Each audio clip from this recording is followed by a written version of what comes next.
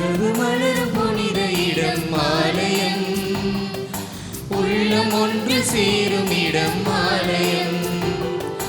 உறவு மலரும் புனித இடம் ஆலயம், உள்ளம் ஒன்று சேரும் இடம் ஆலயம். உணர்வு பெருகிட உயர்வு அடைந்திட உண்மை ஒளி செல்லும் வாழும் ஆலயம்.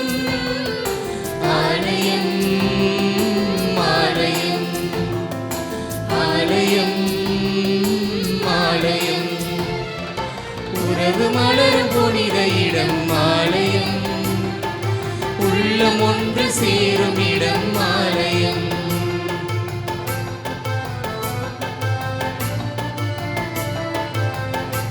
தந்தை மகன் தூய ஆவியின் பெயராலே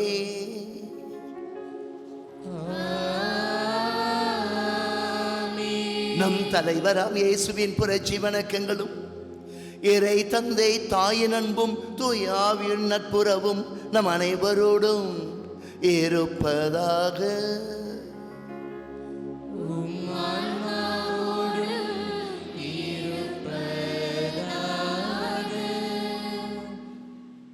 திருப்பலி முன்னுரை.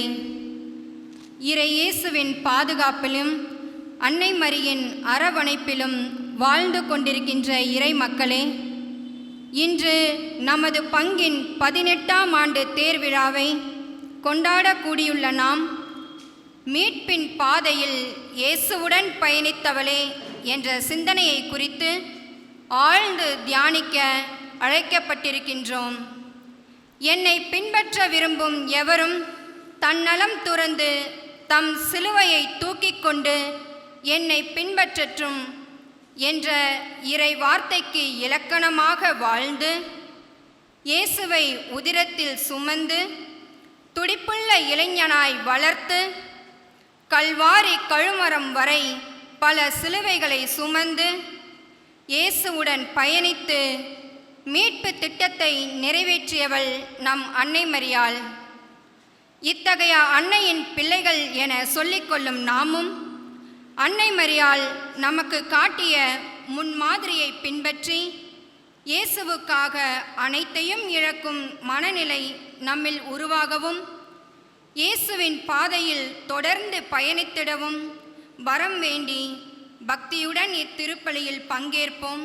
இறை ஆசீர் பெறுவோம்.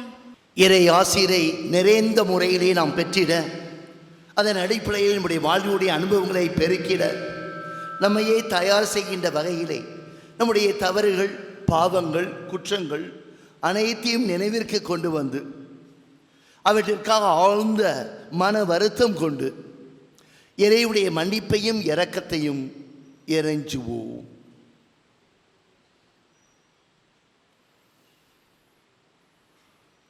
எல்லாம் வல்ல இறைவனிடமும் சகோதர சகோதரிகளிடமும் நான் பாவியனை ஏற்றுக்கொள்கிறேன். ஏனெனில் என் சிந்தனையாலும் சொல்லாலும் செயலாலும் கடமையை தவறியதாலும் பாவங்கள் பல செய்தேன். என் பாவமே என் பாவமே என் பெரும் பாவமே.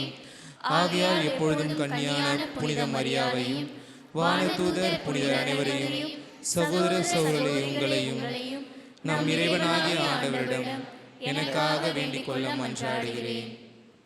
எல்லாம் வல்ல இறைவன் நம் அனைவர் மீதும் இறக்க வைத்து நம்முடைய குற்றங்கள் குறைகள் அனைத்தையும் மன்னித்து நிறைந்த உரிமை வாழ்வை நோக்கி நம்மை அழைத்துச் செல்வாராக. ஆமென்.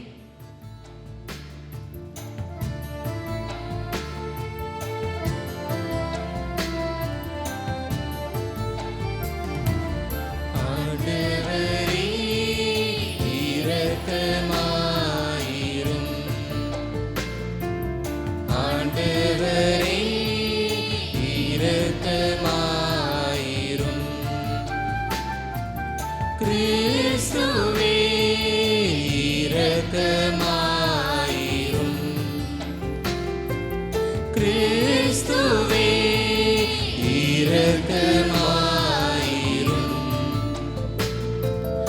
ஆண்டவரே இரக்கமாயிரும். ஆண்டவரே இரக்கமாயிரும்.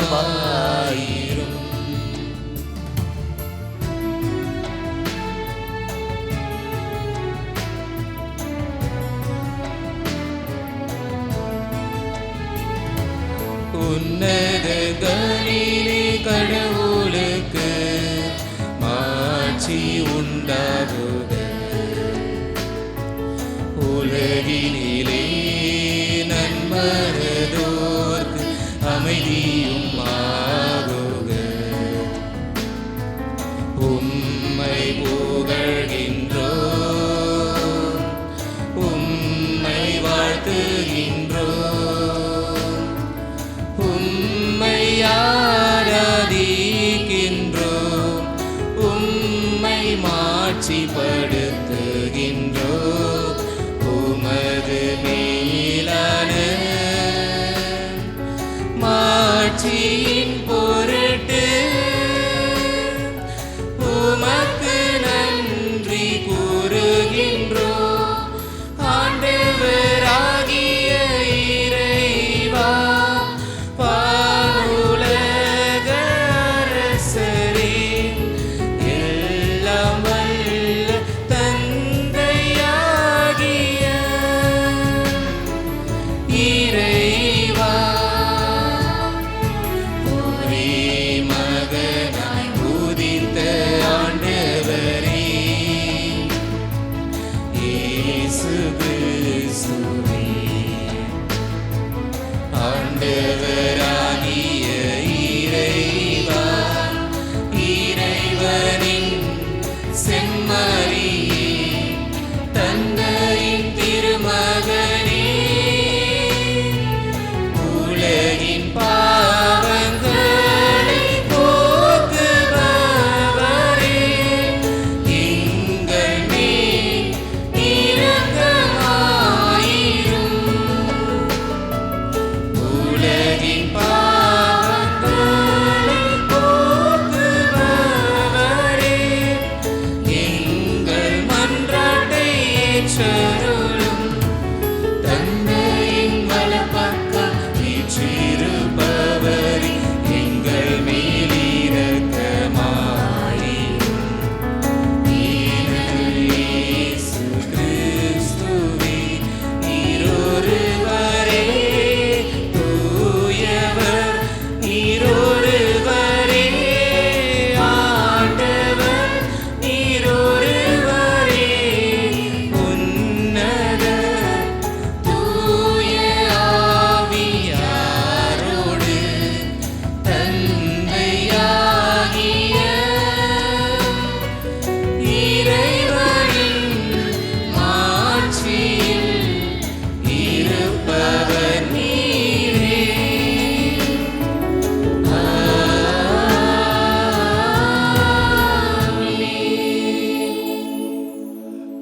மன்றாடுவோமாக.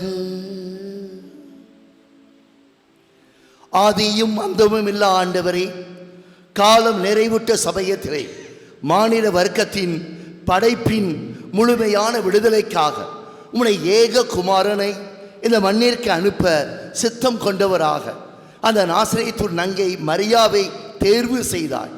அவருடைய பிறப்பு தினத்தை இவ்வாறாக நாங்கள் விமரிசையாக கொண்டாடுகிற சமயத்தில் கூடி வந்திருக்கின்ற எங்களை மட்டுமல்லாது அந்த மரியாவின் மைந்தர்களாகிய அனைத்து மக்களையும், அனைத்து நல்மனதோரையும், அனைத்து அன்பு நெஞ்சங்களையும் நீர் அபரிவிதமாக ஆசீர்வதித்து அரவணைத்து அர்ச்சித்து ஆறுதல் தந்து ஆதரவு வழங்கி நீரே அவர்கள் அனைவரையும் வழிநடத்த திருமணம் கொள்வீராக. என்னென்று வாழ்ந்து ஆட்சி செய்கின்றவர் நீரே. ஆமென். இறையேசுவில் பிரியமானவர்களே, நம்முடைய விழாவின் 10வது நாளில் இருக்கிறோம். தேர் திருவிழாவை இன்று நாம் சிறப்பாக சிறப்பிக்கிறோம். இன்றைய நாளில் மீட்பின் பாதையில் இயேசுவுடன் பயணித்தவளே என்கிற சிந்தனையின் அடிப்படையில் புனித அன்னாள் மற்றும் சூசையப்பர் அன்பிய குடும்பங்கள் திருப்பலியை சிறப்பிக்கிறார்கள். அன்பிய குடும்பங்களின் கருத்துக்களுக்காகவும் நன்றியறிதலாகவும் இந்த திருப்பலியில் சிறப்பாக நாம் உச்சரிப்போம். மேலும் இத்திருப்பலியில் ஜோபாய் பீனா நன்றி திருப்பலியாகவும், வேகுலம் ஆக்னஸ் மேரி குடும்பம் நன்றி திருப்பலியாகவும் கொடுக்கிறார்கள். ஜோசப் பிரான்சிஸ் குடும்பம் நன்றி திருப்பலியாகவும், அந்தோனிதாஸ் வெரோனிகா குடும்பம் நன்றி திருப்பலியாகவும், சாந்தி குடும்பம் நன்றி திருப்பலியாக கொடுக்கிறார்கள். விசுவாசம் ஸ்டெல்லா குடும்பம் நன்றி திருப்பலியாக கொடுக்கிறார்கள். தொடர்ந்து குடும்ப கருத்துக்களுக்காகவும் உடல்நலத்திற்காக ஜெபிக்கிறார்கள். வேளாங்கண்ணி நன்றி திருப்பலியாக கொடுக்கிறார்கள். வின்சென்ட் மேரி குடும்பம் நன்றி திருப்பலியாக ஒப்புக் கொடுக்கிறார்கள்.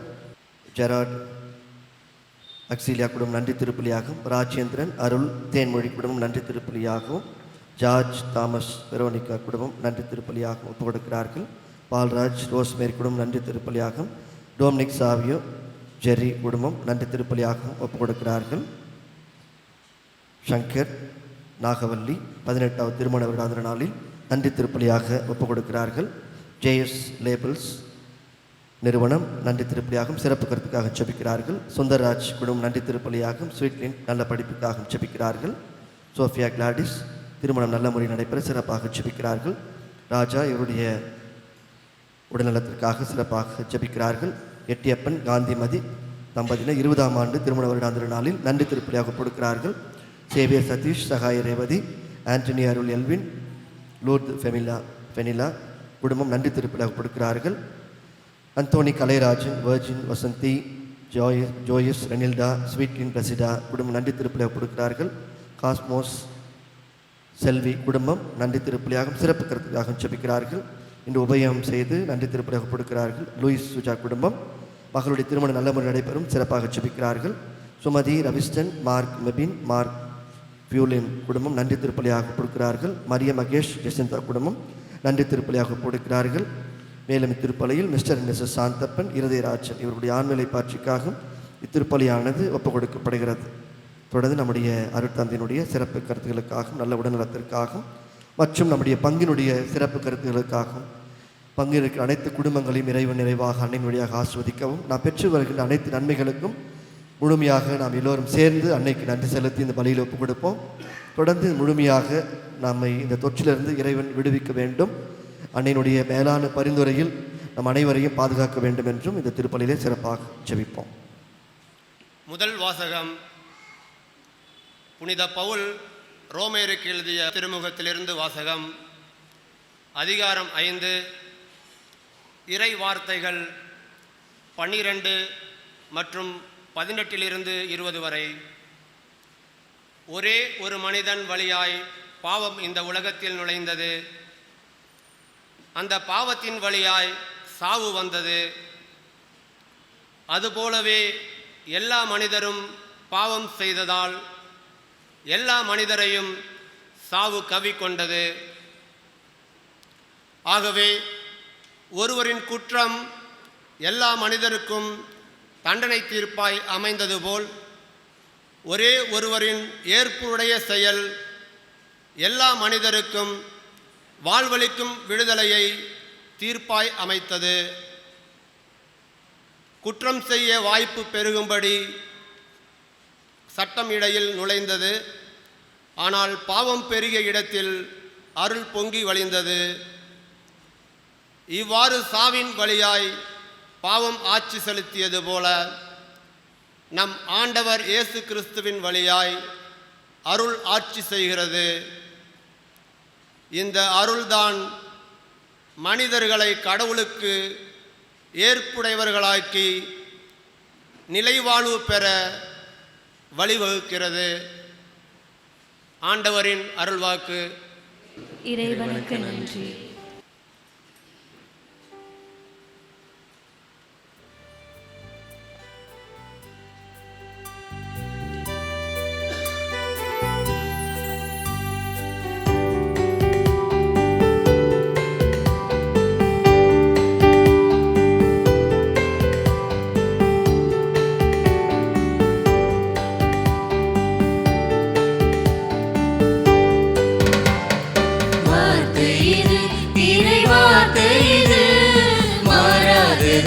என்றும் மறையாதது ஒளி தரும் வார்த்தை இது, அருள் பொழிந்திடும் வார்த்தை இது.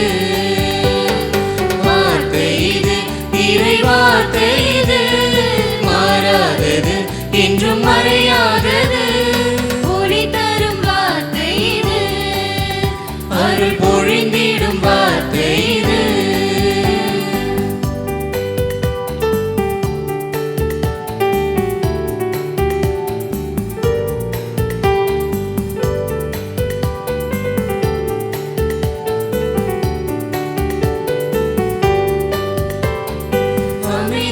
வார்த்தை ஆக்கத்தின் வார்த்தை இரக்கத்தின் வார்த்தை ஈகையின் வார்த்தை அமைதியின் வார்த்தை ஆக்கத்தின் வார்த்தை இரக்கத்தின் வார்த்தை ஈகையின் வார்த்தை உண்மையின் வார்த்தை ஊக்கத்தின் வார்த்தை உண்மையின் வார்த்தை ஊக்கத்தின் வார்த்தை எங்கும் எதிலும் நிறைந்த நல்வார்த்தை இன்றும் நம்மை காத்திடும் வார்த்தை எங்கும் எதிலும் நிறைந்த நல்வார்த்தை இன்றும் நம்மை காத்திடும் வார்த்தை வார்த்தை இது இறை வார்த்தை இது மாறாதது என்றும் மறையாதது ஒளிதரும் வார்த்தை இது அருள் பொழிந்திடும் வார்த்தை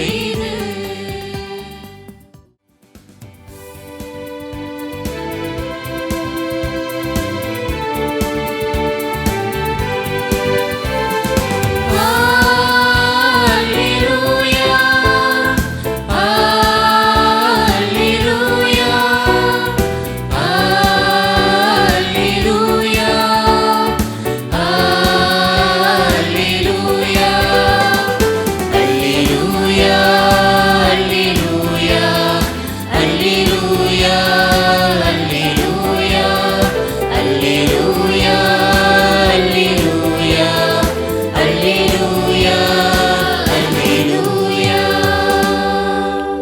அருள் நிறைந்த மரியே வாழ்க ஆண்டவர் உம்முடனே பெண்களுக்குள் பேறு பெற்றவர் நீரே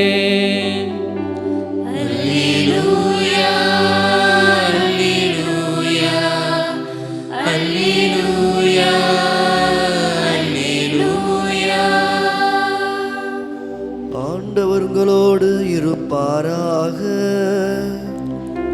உம்மான்மாவோடும் இருப்பாராக. புனித யோவான் எழுதிய தூய நற்செய்தியிலிருந்து வாசகம். ஆண்டவரே மாட்சி உமக்கே.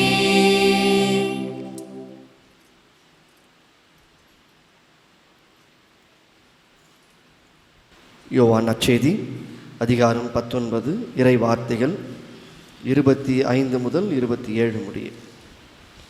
சிலுவை அருகில் இயேசுவின் தாயும் தாயின் சகோதரியும் குலோப்பாவின் மனைவியுமான மரியாவும் மகதலா மரியாவும் நின்று கொண்டிருந்தனர். இயேசு தம் தாயையும் அருகில் நின்று தம் அன்பு சீடரையும் கண்டு தம் தாயிடம், அம்மா, இவரே உம் மகன் என்றார். பின்னர் தம் சீடரிடம், இவரே உம் தாய் என்றார். அந்நேரம் முதல் அச்சீடர் அவரை தம் வீட்டில் ஏற்று ஆதரவு அளித்து வந்தார். ஆண்டவரின் அருள் வாக்கு. கிறிஸ்துவே உமக்கு புகழ். இறைவனுடைய வார்த்தையை இதயத்தில் பதித்த வண்ணமாக ஜெபிக்கின்றோம், சற்று தியானிக்கின்றோம். இறை இயேசுவில் இடையவர்களை அந்த பெண்ணுடைய பெயரை சொல்லுகின்ற சமயத்தில் நீங்கள் யாரையோ நினைப்பதற்கு வாய்ப்பு இருக்கிறது. ஆனால் நான் குறிப்பிட விரும்புகின்ற நபர் அதுவும் உங்களுக்கு நினைவிருக்க வாய்ப்பு இருக்கிறது. ஆனால் பெயரை சொல்லுகின்றேன் பாருங்கள். அந்த பெண்ணுடைய பெயர் ரேவதி. அந்த புன்னகை மன்னன் அந்த திரைப்படத்தை படைத்தவர் நடித்தவர் அல்ல, அந்த ரேவதி. நான் சொல்லுகின்ற ரேவதி 38 வயது, பெண் போலீஸ் அதிகாரி. இந்த ஆண்டு 2020 அந்த ஜூன் மாதம் 19ஆம் தேதி அந்த ஜெயராஜ், அந்த பெனிக்ஸ், அந்த சாத்தாங்குளத்திலே அடைக்கப்பட்ட சமயத்திலே புதிதாக அந்த காவல் நிலையத்துக்கு வந்த அந்த பெண் அதிகாரி இந்த ரேவதி.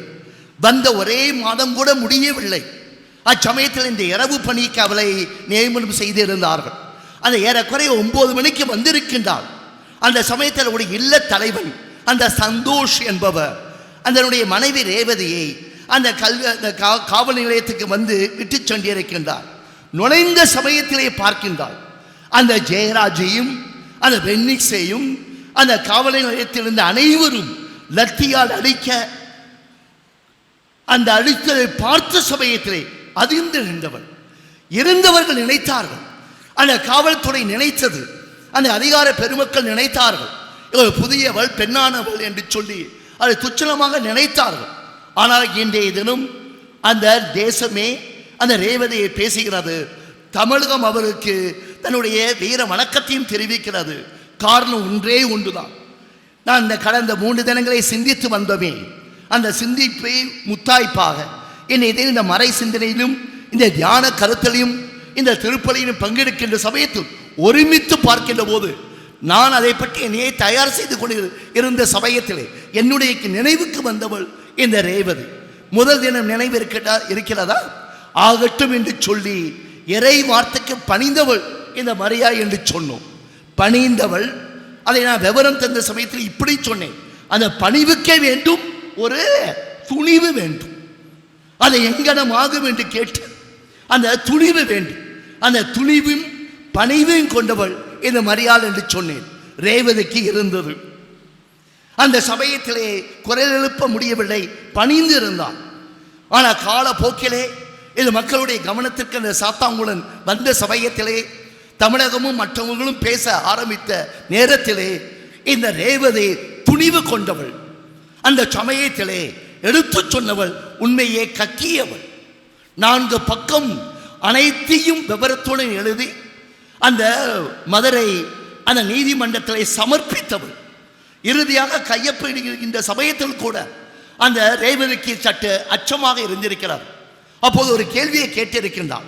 நானும் ஒரு குடும்பத்தை, ஒரு சிறு குழந்தைகள் இருக்கிறது, இச்சமயத்தில் என்னுடைய கணவர் இருக்க, அந்த சந்தோஷம் என்னுடைய கணவரும் என்னுடைய குழந்தைகளும் நாங்களும் பாதுகாப்புடன் இருப்பதற்கு இதே காவல்துறை, நான் சார்ந்திருக்கின்ற காவல்துறையை செய்த அந்த சாத்தாங்குளத்தில் செய்த அந்த அநீதிக்காக என்னுடைய குரலை எழுப்புகின்ற சமயத்தில் எனக்கு பாதுகாப்பு கிடைக்குமா, தருவோம் என்று சொல்லி அந்த நீதிமன்றம் சொன்ன சமயத்திலே அவர் இந்த மேஜிஸ்ட்ரேட் சொன்ன சமயத்திலே கையொப்பமிட்டால் இந்த ரேவதி.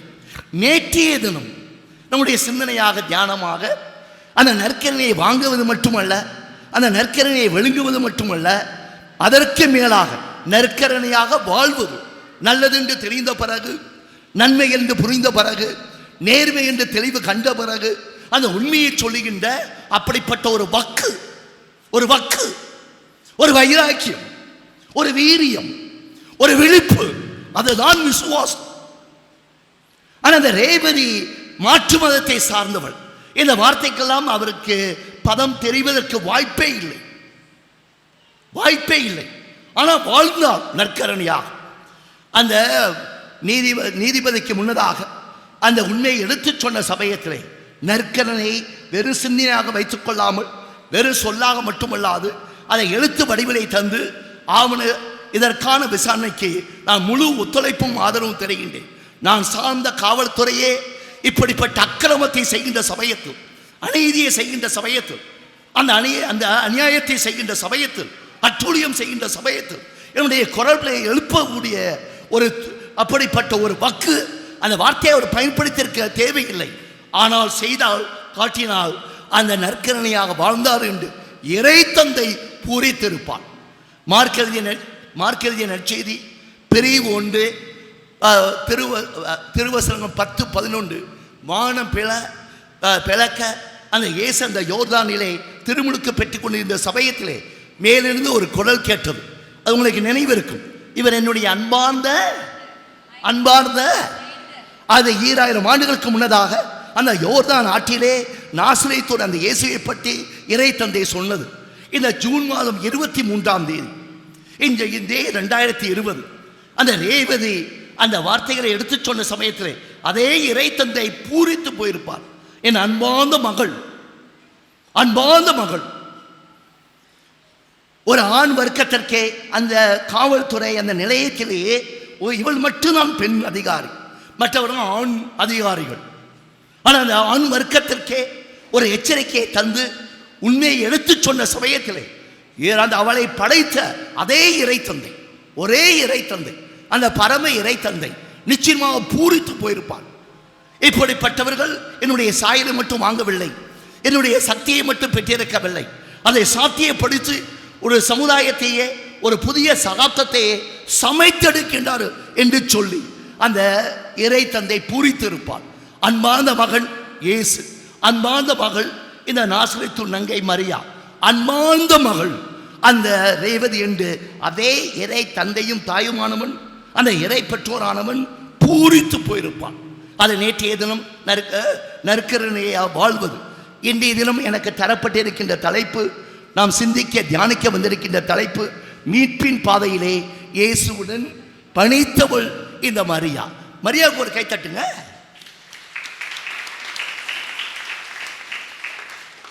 ரேவதி இவ்வாறாக எழுத்து வடிவிலே நடந்ததை எடுத்துச் சொல்லி 4 பக்கங்களை அந்த மேஜிஸ்ட்ரேட்டிடம் சமர்ப்பித்த சமயத்திலே கூட நின்றவன் அந்த அவருடைய இல்ல தலைவன் கணவன் பெயர் சந்தோஷ். பேட்டியாளர்கள் சந்தித்தார்கள். பத்திரிகையாளர் இந்த சந்தோஷிடம் கேட்டார். அவர் சொன்ன வார்த்தையை பாருங்கள். அதாவது இவ்வாறாக எழுதி கொடுப்பதற்கு முன்னதாக நானும் என்னுடைய மனைவி ரேவதியும் இதை குறித்து விவாதம் செய்தோம், இதை பற்றி டிஸ்கஸ் பண்ணினோம்.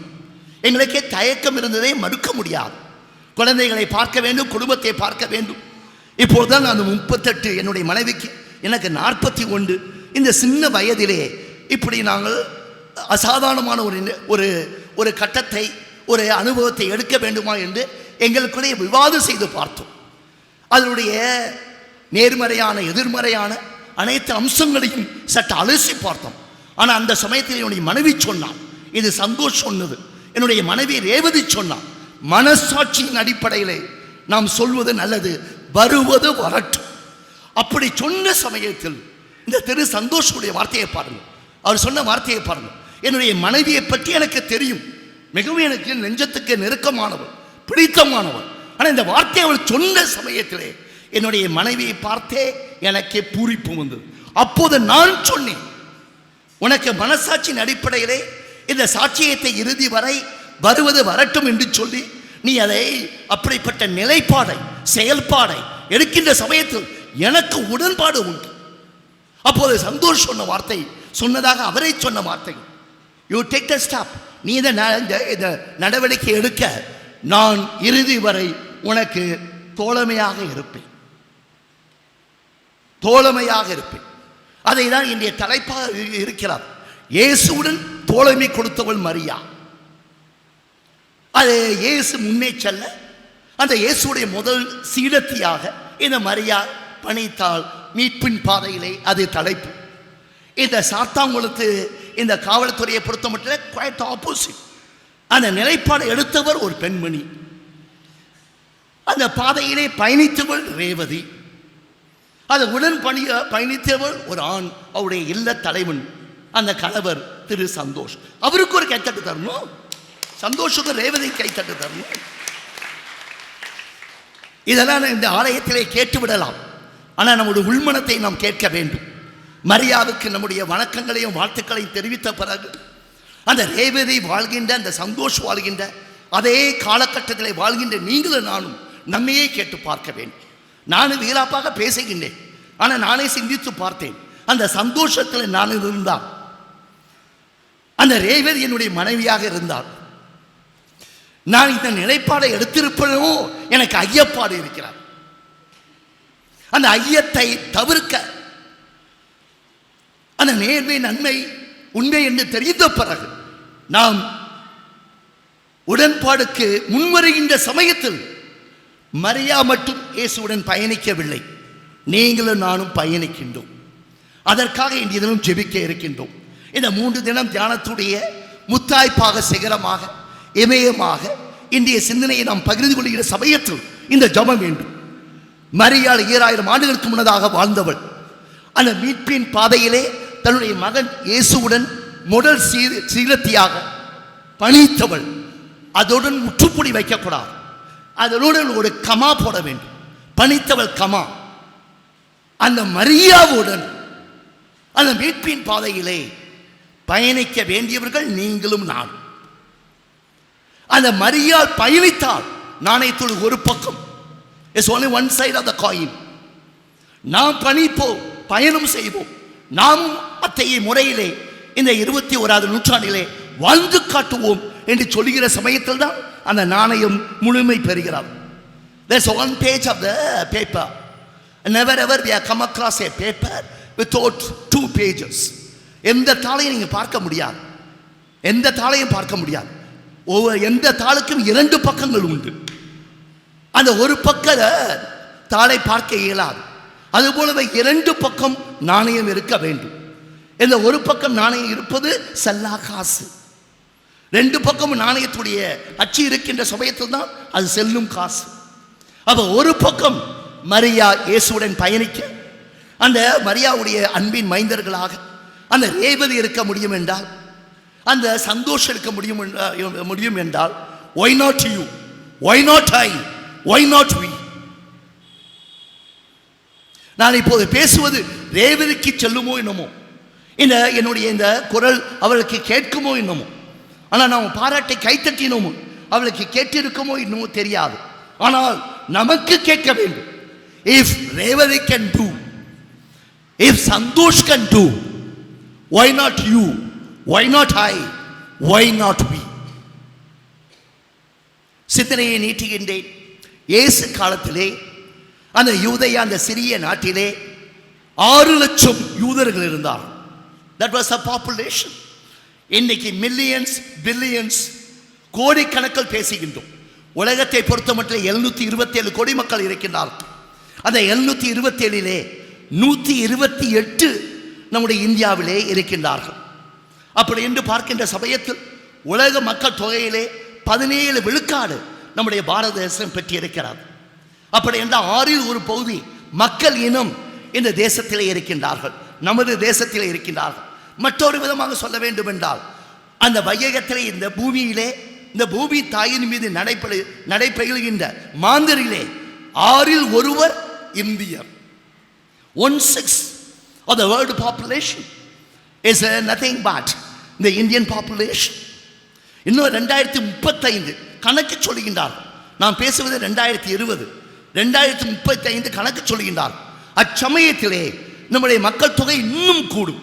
அச்சமயத்தில் not 17%, 20% will be in this country of India. அப்படி என்றால் 5 பேரிலே ஒருவர் இந்தியராக இருப்பார். ஆனால் இவ்வளவு சொன்ன பிறகு இந்த விவரத்துக்கு வர வேண்டும். கோடியாக பேசுகின்றோம், 5இல் ஒரு மக்களினும் இந்திய தேசம் என்று பேசுகின்றோம். ஆனால் இயேசு வந்தது இஸ்ராயல் தேசம். கண்டம் அதே கண்டம் தான். அந்த இஸ்ராயலாக இருக்கட்டும், இந்தியாவாக இருக்கட்டும், அனைத்தும் belongs to all belong to one continent, Asian continent. அந்த ஆசிய கண்டத்தை சார்ந்தவர்கள் இஸ்ராயல். அவர் இயேசு ஒரு ஆசியர், ஆசிய தேசத்தவர், ஆசிய கண்டத்தை சார்ந்தவர். விவரத்துக்கு வருவோம். அந்த இஸ்ராயல் தேசத்திலே இயேசுடைய காலத்திலே அந்த 2000 ஆண்டுகளுக்கு முன்னதாக 6 லட்சம் யூதர்கள் மட்டும் இருந்தார். அந்த 6 லட்சமே அந்த காலத்துக்கு பெரிய மக்கள் தொகையாக கணக்கிடப்பட்டது. ஆனால் விவரத்தை பாருங்கள், அந்த 6 லட்சம் மக்களும் சமத்துவ நிலையில் இல்லை. சமத்துவ நிலையில் இருந்தால் மீட்பு தேவையில்லை. எப்போது மீட்பின் பாதையில் என்று சொல்கின்றோமோ அப்போது ஏதோ ஒரு ஏற்றத்தாழ்வு இருந்திருக்கிறார். இந்த விவரத்தை நீங்கள் கேட்டிருக்க வாய்ப்பில்லை. ஆனால் இன்றைய தினம் ஒரு அரிய வாய்ப்பு. அந்த 6 லட்சம் மக்களும் ஒரு ஏணி படிவ சமுதாயமாக இருந்தார். A ladder type society. ஒரு ஏணி அப்படியே யூகித்துக் கொள்ளுங்கள். அந்த ஏணியில 8 படிகள். அதனை கற்பனை செய்து கொள்ளுங்கள். அந்த முதல் படியிலே அந்த ஏணியில் இருந்தவர்கள் அரச குடும்பத்தை சார்ந்த ஆண்கள் மட்டும், the first step. 2வது அந்த நிலையை கொண்டிருந்தவர்கள் அச்சமயத்தில் இருந்த ஜமீன்தார்கள், நிலப்பரப்புகள், நிலங்களை அப்படியே சுருட்டி வாரி தங்களுடைய சொத்து உடைமையாக மாற்றிக்கொண்ட அவர்கள் 2வது படியிலே இருந்தார்கள். 3வது படியிலே பெரிய வணிகர்கள், வியாபாரிகள். முதலாக வைத்து ஆனால் மேலுமாக வட்டியை கூட்டி அதன் அடிப்படை வியாபாரத்திலே தங்களுடைய இருப்பை பெருக்கிக் கொண்டவர்கள் 3வது அடியிலே இருந்தார்கள். 4வது சிறு வியாபாரிகள். 5வது கைத்தொழிலாளிகள், பாட்டாளிகள். இப்போது உங்களுக்கு தெரிந்திருக்கும், இயேசு அந்த 5வது நிலையிலிருந்து வந்தவர். அந்த மரியாவுடைய கணவர் யோசேப்பு, அதில் இயேசுடைய வளர்ப்பு தந்தை இந்த யோசேப்பு, அவர் ஒரு தொழிலாளி, அவர் ஒரு உழைப்பாளி, அவர் ஒரு பாட்டாளி, ஒர்க்கிங் கிளாஸ். அது 5வது. நான் இப்போது சொல்ல விரும்பவில்லை. இவ்வளவு தூரம் சொன்ன சமயத்தில் இந்த செய்தியும் தருவதே தவறில்லை. அந்த யோசப் செய்த பணி என்ன? அதுதான் இல்லை. தவறு நடந்து விட்டது. நற்செய்தியை மாற்ற முடியவில்லை. The original word that was written in the gospel, in the chapter number 4, Gospel of Luke, லூக்காவது நற்செய்தி அதிகாரம் 4 இருக்கிறார். அந்த நாசரேத்துடைய இயேசு பணியை ஆரம்பித்த சமயத்தில் அவருடைய மக்கள் சொல்லுகின்றார்கள், இவரை தெரியுமே, இவர் தச்சனுடைய மகன் தானே. அந்த வாக்கியம் இருக்கிறார், மறுப்பதற்கில்லை. ஆனால் மூலச்சொல் ஃபாதர். அதற்கு 2 அர்த்தம் இருந்திருக்கிறார். முதல் அர்த்தம் ஃபாதர் என்று சொல்லுகிற சமயத்தில் உழைப்பாளி, தொழிலாளி, பாட்டாளி, தொழில் தெரிந்தவர், அது செய்யும் தொழிலே தெய்வம் என்று இருந்தவர்கள். 2வது அர்த்தம் தச்சு. 4வது நூற்றாண்டில் நற்செய்தியை மொழிபெயர்த்த சமயத்திலே அது ஏன் என்று தெரியவில்லை, 2வது அர்த்தத்துக்கு சென்று விட்டார்கள். மொழிபெயர்ப்பு அவ்வாறாகவே வந்துவிட்டது, தச்சன் மகன் தச்சன் மகன் என்று.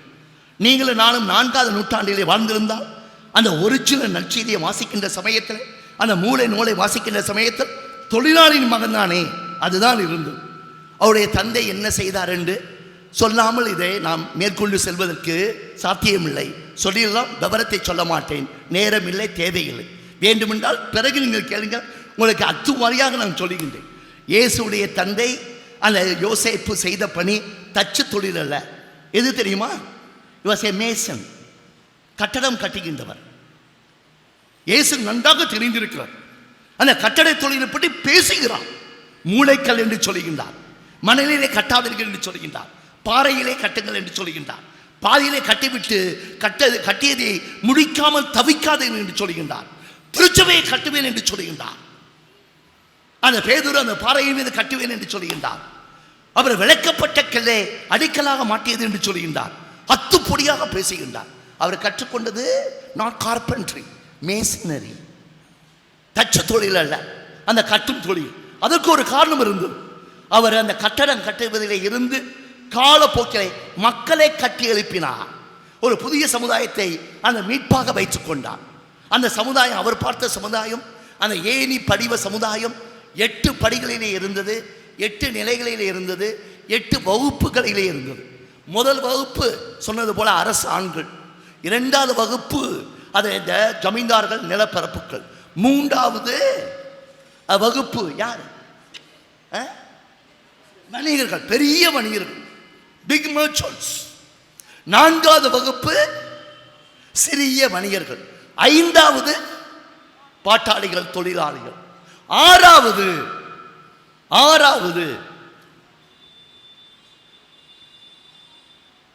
பிச்சைக்காரர்கள்,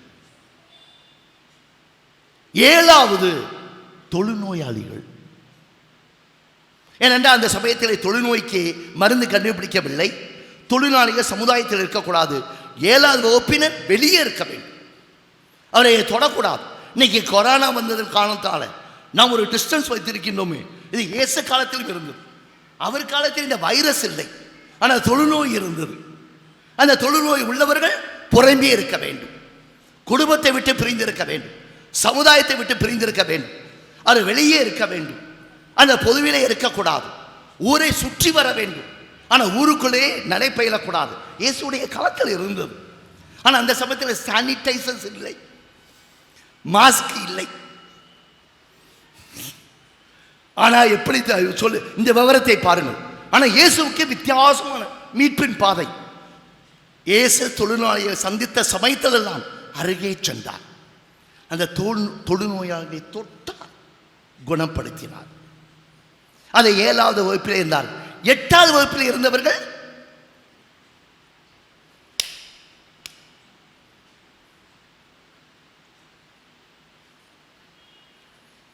பெண்கள்.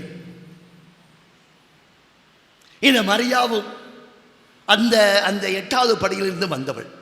நாசரேத்தின் மங்கை என்று சொல்லி அவருக்கு பிறப்பு விழா கொண்டாடுறோம். ஆனால் அவருடைய காலகட்டத்திலே அந்த இஸ்ராயேல் அந்த சமுதாயத்திலே இவர் அந்த 8வது வகுப்பில் இருந்தவர். இவருடைய கணவர் யோசேப்பு, இவருடைய மகன் இயேசு 5வது வகுப்பிலே அந்த 5th கிளாஸ் அந்த 5வது தளத்தில் இருந்தவர்கள். நேற்று எதுன்னு சொன்னேனே, சமாரிய பெண்ணாக இருக்கட்டும், நேற்று சொன்னேன் விபச்சாரத்தில் கையும் மேனுமாக பிடிப்பட்ட பெண்ணாக இருக்கட்டும், அந்த நாசரேத்தூள் தேர்வு செய்யப்பட்ட மரியா மாசற்ற பெண்ணாக இருக்கட்டும், ஆனால் அந்த பெண்கள் அனைவரும் 8வது படையிலே இருந்தவர்கள், 8வது வகுப்பை சார்ந்தவர்கள். இயேசு பார்க்கின்றார், இந்த சமுதாயத்தை குறித்து யோசிக்கின்றார், நற்செய்தியை வழங்குகின்றார், மீட்பு பணியினை ஆரம்பிக்கின்றார். மீட்பு பாதையில் வருகின்ற சமயத்தில் இப்போது பாருங்கள், அந்த இயேசு 5வது படியிலிருந்து கீழே இறங்கி 5வது படியிலிருந்து கீழே இறங்கி தன்னையே வெறுமையாக்கி அடிமை கோலம் பூண்டு அந்த தன்னையே தாழ்த்தி கொண்டு நேற்று எதுன்னு சொன்னது போல பெண்கள் முன்னதாகவே தன்னையே உடைத்து குனிந்து நின்று அவர்களை உயர்த்த வேண்டும் என்று ஆசைப்படுகின்றார். ஏனிலிருந்து இறங்கி வந்தவர். இப்போது நான் செய்து காட்டினால்தான் உங்களுக்கு தெரியும். அந்த ஏனிலிருந்து இறங்கி வந்தவர் அந்த மீட்பு பாதை மீட்பு பணி என்று எதை செய்ய வேண்டும் என்று விரும்பினார் தெரியுமா? சொல்லட்டுமா? செய்தே காட்டட்டுமா? உங்க அனுமதியை கேட்கின்றேன், செய்யட்டுமா? அந்த ஏனியை அப்படியே உதைக்கணும் பார்த்துருக்க.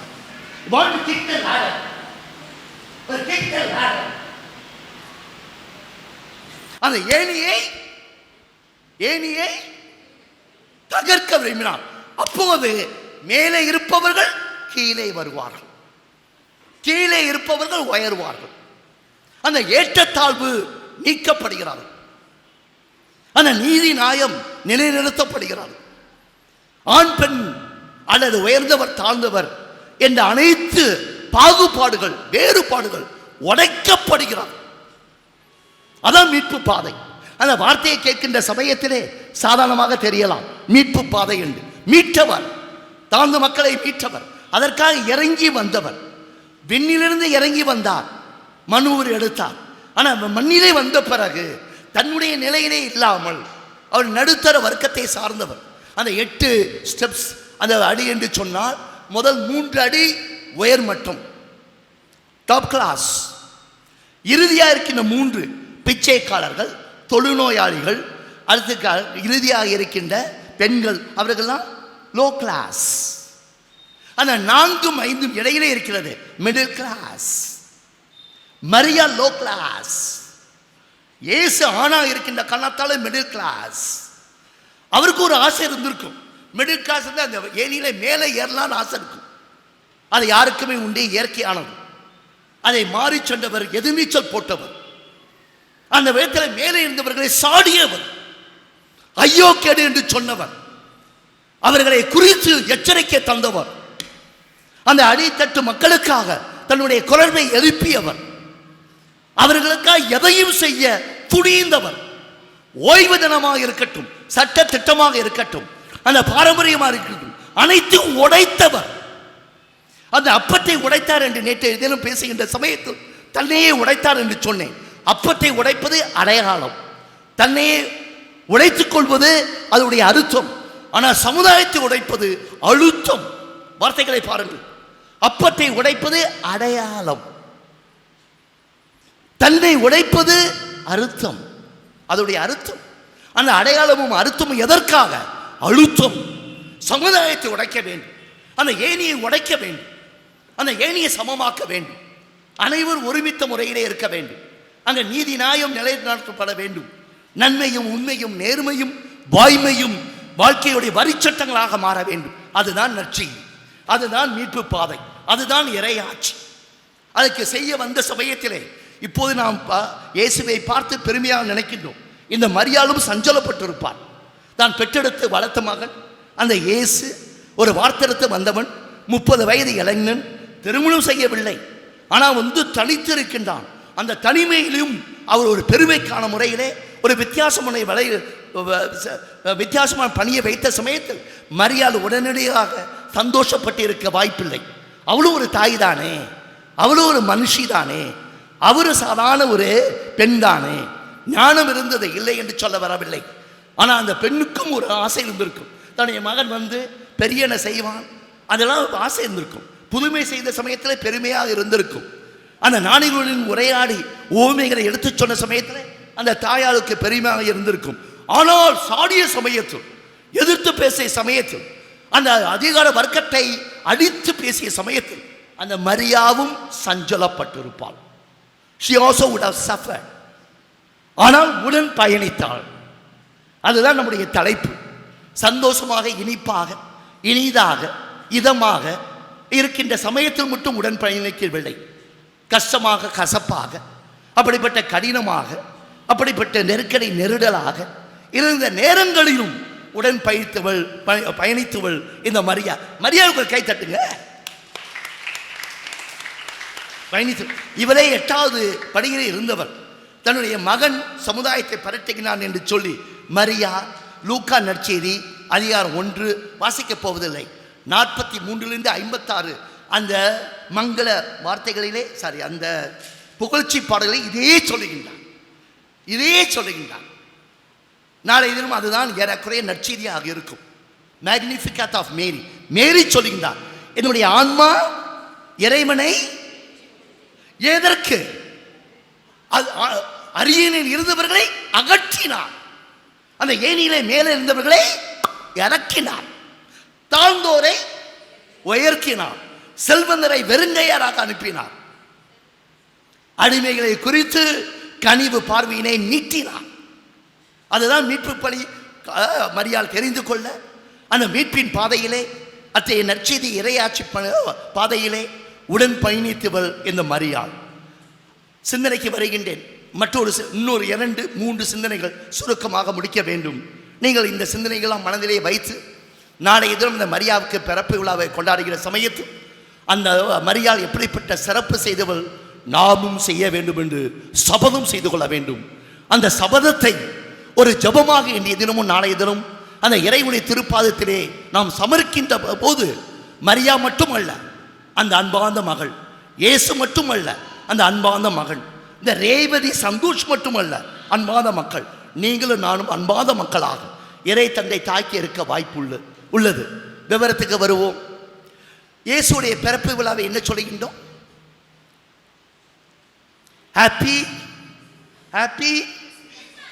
தெரியுமோ என்னமோ உங்களுக்கு தெரியாது. அதை தெரிந்து கொள்வதற்கு நல்ல வாய்ப்பு இன்றைய தினம். என்ன தெரியுமா? இந்த மரியாவுக்கு பிறப்பு விழாவை 6வது நூற்றாண்டு விட கொண்டாடவில்லை.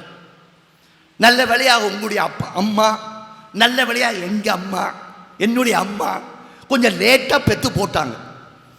அதை மட்டும் 6வது நூற்றாண்டுக்கு முன்னாலேயே பெற்று போட்டிருந்தான் இந்த மாதிரி திருவிழாவே இருந்திருக்கார். மரியாவுக்கு பிறப்பு விழா இருந்திருக்கார். 6வது நூற்றாண்டில் தான் சிரியாவில் மரியாவுடைய பிறப்பு விழாவை கொண்டாட ஆரம்பித்தார். 7வது நூற்றாண்டிலே ரோமேலாங்கண்ணியுடைய திருவிழா என்று சொல்லி அப்படி ஒரு சிறப்பை கூட்டி அந்த நாகப்பட்டினத்தை 16, 17 நூற்றாண்டுகளில் அந்த போர்ச்சுக்கல் அந்த மாலுமிகள் வந்த சமயத்தில் புதுமைகளை கண்டு, ஆலயத்தை கண்டு பிறகு விழா ஆரம்பித்தது. It's only from 6th century. ஆனால் ஆரம்பித்து 6வது அந்த சிரியாவிலே, 7வது நூற்றாண்டு ரோமையிலே, அடுத்து 10வது நூற்றாண்டுக்கு பிறகு பல்வேறு தேசங்கள் கண்டங்களிலே இந்த மரியாவுடைய பிறப்பு விழா கொண்டாட ஆரம்பிக்கப்பட்டது. நான் நேற்றைய முன்தினம் சொன்னேன், இயேசுடைய பிறப்பு விழா 4வது நூற்றாண்டில் கொண்டாடினான். மரியாவுடைய பிறப்பு விழா 6வது நூற்றாண்டில் கொண்டாடினான். இயேசுடைய பிறப்பு விழாவை அந்த திருவிழாவுக்கு என்ன பெயர் தருகின்றோம்? கிறிஸ்துமஸ். அப்போ மரியாவுடைய பிறப்பு விழாக்கு என்ன பெயர்? மேரிமஸ். இது பயன்படுத்தவில்லை இல்லை, நாளைக்கு சொல்ல வேண்டும் ஹாப்பி மேரிமாஸ். அது கிறிஸ்துமஸ், கிரைஸ்ட் மாஸ். இயேசுடைய பிறப்புக்காக சிறப்பு வழிபாடு மாஸ், திருப்படி வழிபாடு. இது மேரி மாஸ், மேரி மாஸ், ஹாப்பி மேரி மாஸ். அப்படி இது நான் ஏதோ நேற்று ராத்திரி கனவு கண்டு வந்தாலும் சொல்லவில்லை, இதை வரலாறு சொல்கிறோம்.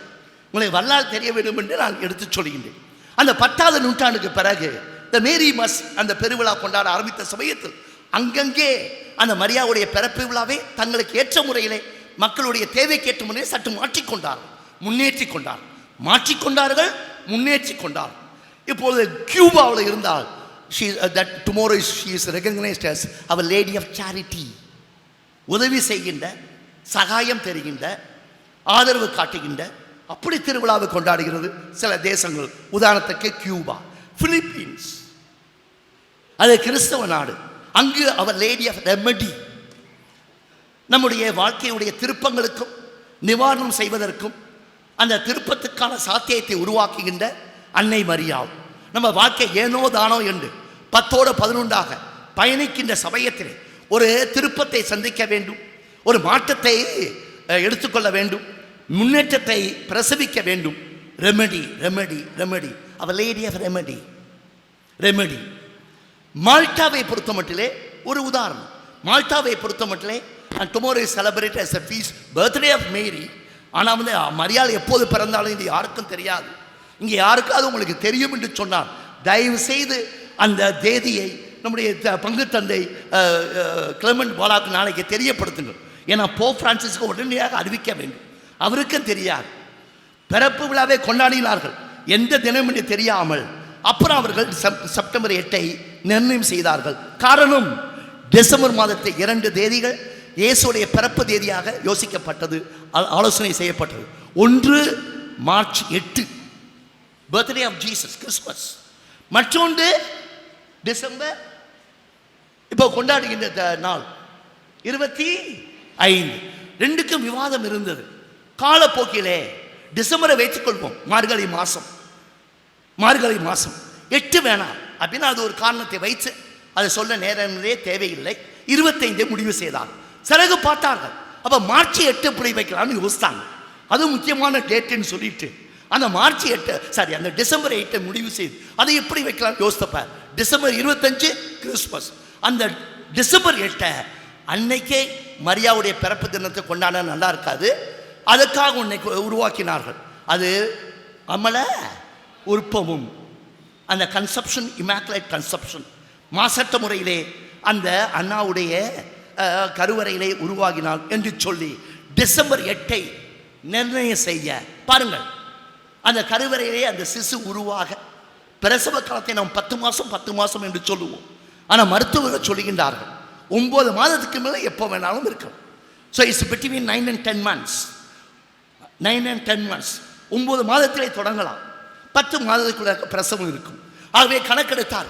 டிசம்பர் 8 வச்சுக்குவோம், ஃபீஸ்ட் ஆஃப் இமாக்குலேட் கன்செப்ஷன். கரெக்டாக 9 மாதத்தை பிடிச்சாங்க. செப்டம்பர் 8 அந்த மரியாவுடைய பிறப்பு விழா என்று வைத்துக்கொள்வோம் என்று அது மேரி மாஸ் வந்தது. நான் சொன்னது போல ஒவ்வொரு தேசமும் வித்தியாசமாக இருக்கிறார். அது கியூபாவா, அவர் லேடி ஆஃப் சேரிட்டி. பிலிப்பீன்ஸா, அவர் லேடி ஆஃப் ரெமெடி. மால்டாவா, அவர் லேடி ஆஃப் லிபரேஷன், விடுதலையின் தாய். இந்தியாவா, அது ஆரோக்கியனுடைய பெருவிழா, அவர் லேடி ஆஃப் ஹெல்த், ஆரோக்கிய அன்னை. அந்த விதத்தில் மாத்தூர் ஆரோக்கிய அன்னைக்காக அர்ப்பணம் செய்திருக்கின்ற சமயத்திலே நாம் இந்த விழாவை கொண்டாடுகிறோம். பிறந்த தினம் ஒரு பக்கம் இருக்கிறது. ஆனால் அதே சமயத்தில் லூர்து அன்னைக்கு மற்ற தினங்கள், பாத்திமா அன்னைக்கு மற்ற தினங்கள். ஆனால் ஆரோக்கிய அன்னைக்கு நாளைய தினம் அது இந்த வேளாங்கண்ணி நாகப்பட்டினத்தை தொடங்கி பரவலாக உலகமெங்கும் தமிழ் மக்கள் செல்ல இந்த விழாவை எடுத்து சென்று அன்னை வேளாங்கண்ணிக்கு இன்னைக்கு ஒரு மார்க்கெட்டு, அவங்களுக்கு ஒரு மவுஸ். சகாய மாதா டெபாசிட் காலி, லூர்து மாதா பரவாயில்லை, பாத்திமா மாதா தொலைந்து விட்டார்கள். ஆனா வேளாங்கண்ணி மாதாவுக்கு ஒரு மவுஸ், அவங்களுக்கு சீசன், அவங்களுக்கு அது ஒரு மார்க்கெட் இருக்கு. வேளாங்கண்ணி சுரத்தை வச்சு பாருங்க, உண்டியல் வரும். சகாய மாதா வச்சு பாருங்க, நத்திங். அது ஒரு மார்க்கெட். ஆனால் அந்த ஆரோக்கியம் என்று சொல்லுகிற சமயத்தில், அந்த ஆரோக்கியம் என்று அவருக்காக நம்முடைய வணக்கத்தையும் வாழ்த்தையும் தெரிவிக்கின்ற சமயத்தில் இந்த விவரத்தையும் சொல்லி என்னுடைய சிந்தனையை முடிக்க வேண்டும். இறுதி சிந்தனைக்கு வருகின்றேன். ஆனால் முக்கியமான சிந்தனை, தொகுத்து பார்க்கின்ற சிந்தனை. அது என்ன தெரியுமா? எழுதப்பட்ட 4 நற்செய்திகள் நம்மிடம் இருக்கிறது. ஆனால் எத்தனை நற்செய்திகள் திருத்தூதர்கள் எழுதினார்கள் தெரியுமா? How many gospels would have been written? Out of which 4 were chosen? எத்தனையோ நற்செய்திகள் எழுதப்பட்டிருக்க, அதில் 4 தேர்வு செய்து, அந்த மத்தேயு, அந்த மார்க்கு, லூக்கா, யோவான் என்று தேர்வு செய்து 4 வைத்திருக்கின்றோம். இந்திய சென்னை மாநகரை, நம்முடைய கடற்கரையை மண்ணை மிதித்த அந்த தோமா முதல் நூற்றாண்டு 52 வந்தார், 72 இறந்து போனார். அவரும் ஒரு நற்செய்தி எழுதியிருக்கின்றார், gospel according to Saint Thomas. இயேசுடைய பொன்மொழிகளை மட்டும் எழுதியிருக்கின்றார். ஆனால் திருச்சபையில் இந்த புதிய ஏற்பாட்டில் அதை இணைக்கவில்லை. So the many gospels were written. எத்தனை? 4க்கு மேலே ஒரு நம்பரை சொல்லுங்க. யாராவது எங்கேயாவது பக்கத்தில் வரீங்களான்னு பார்ப்போம். அதிலிருந்து 4 தேர்வு செய்யப்பட்டது. அப்ப எழுதப்பட்ட நற்செய்திகள் 4 மேல. ஒரு உதாரணத்துக்கு தோமா எழுதிய நற்செய்தி,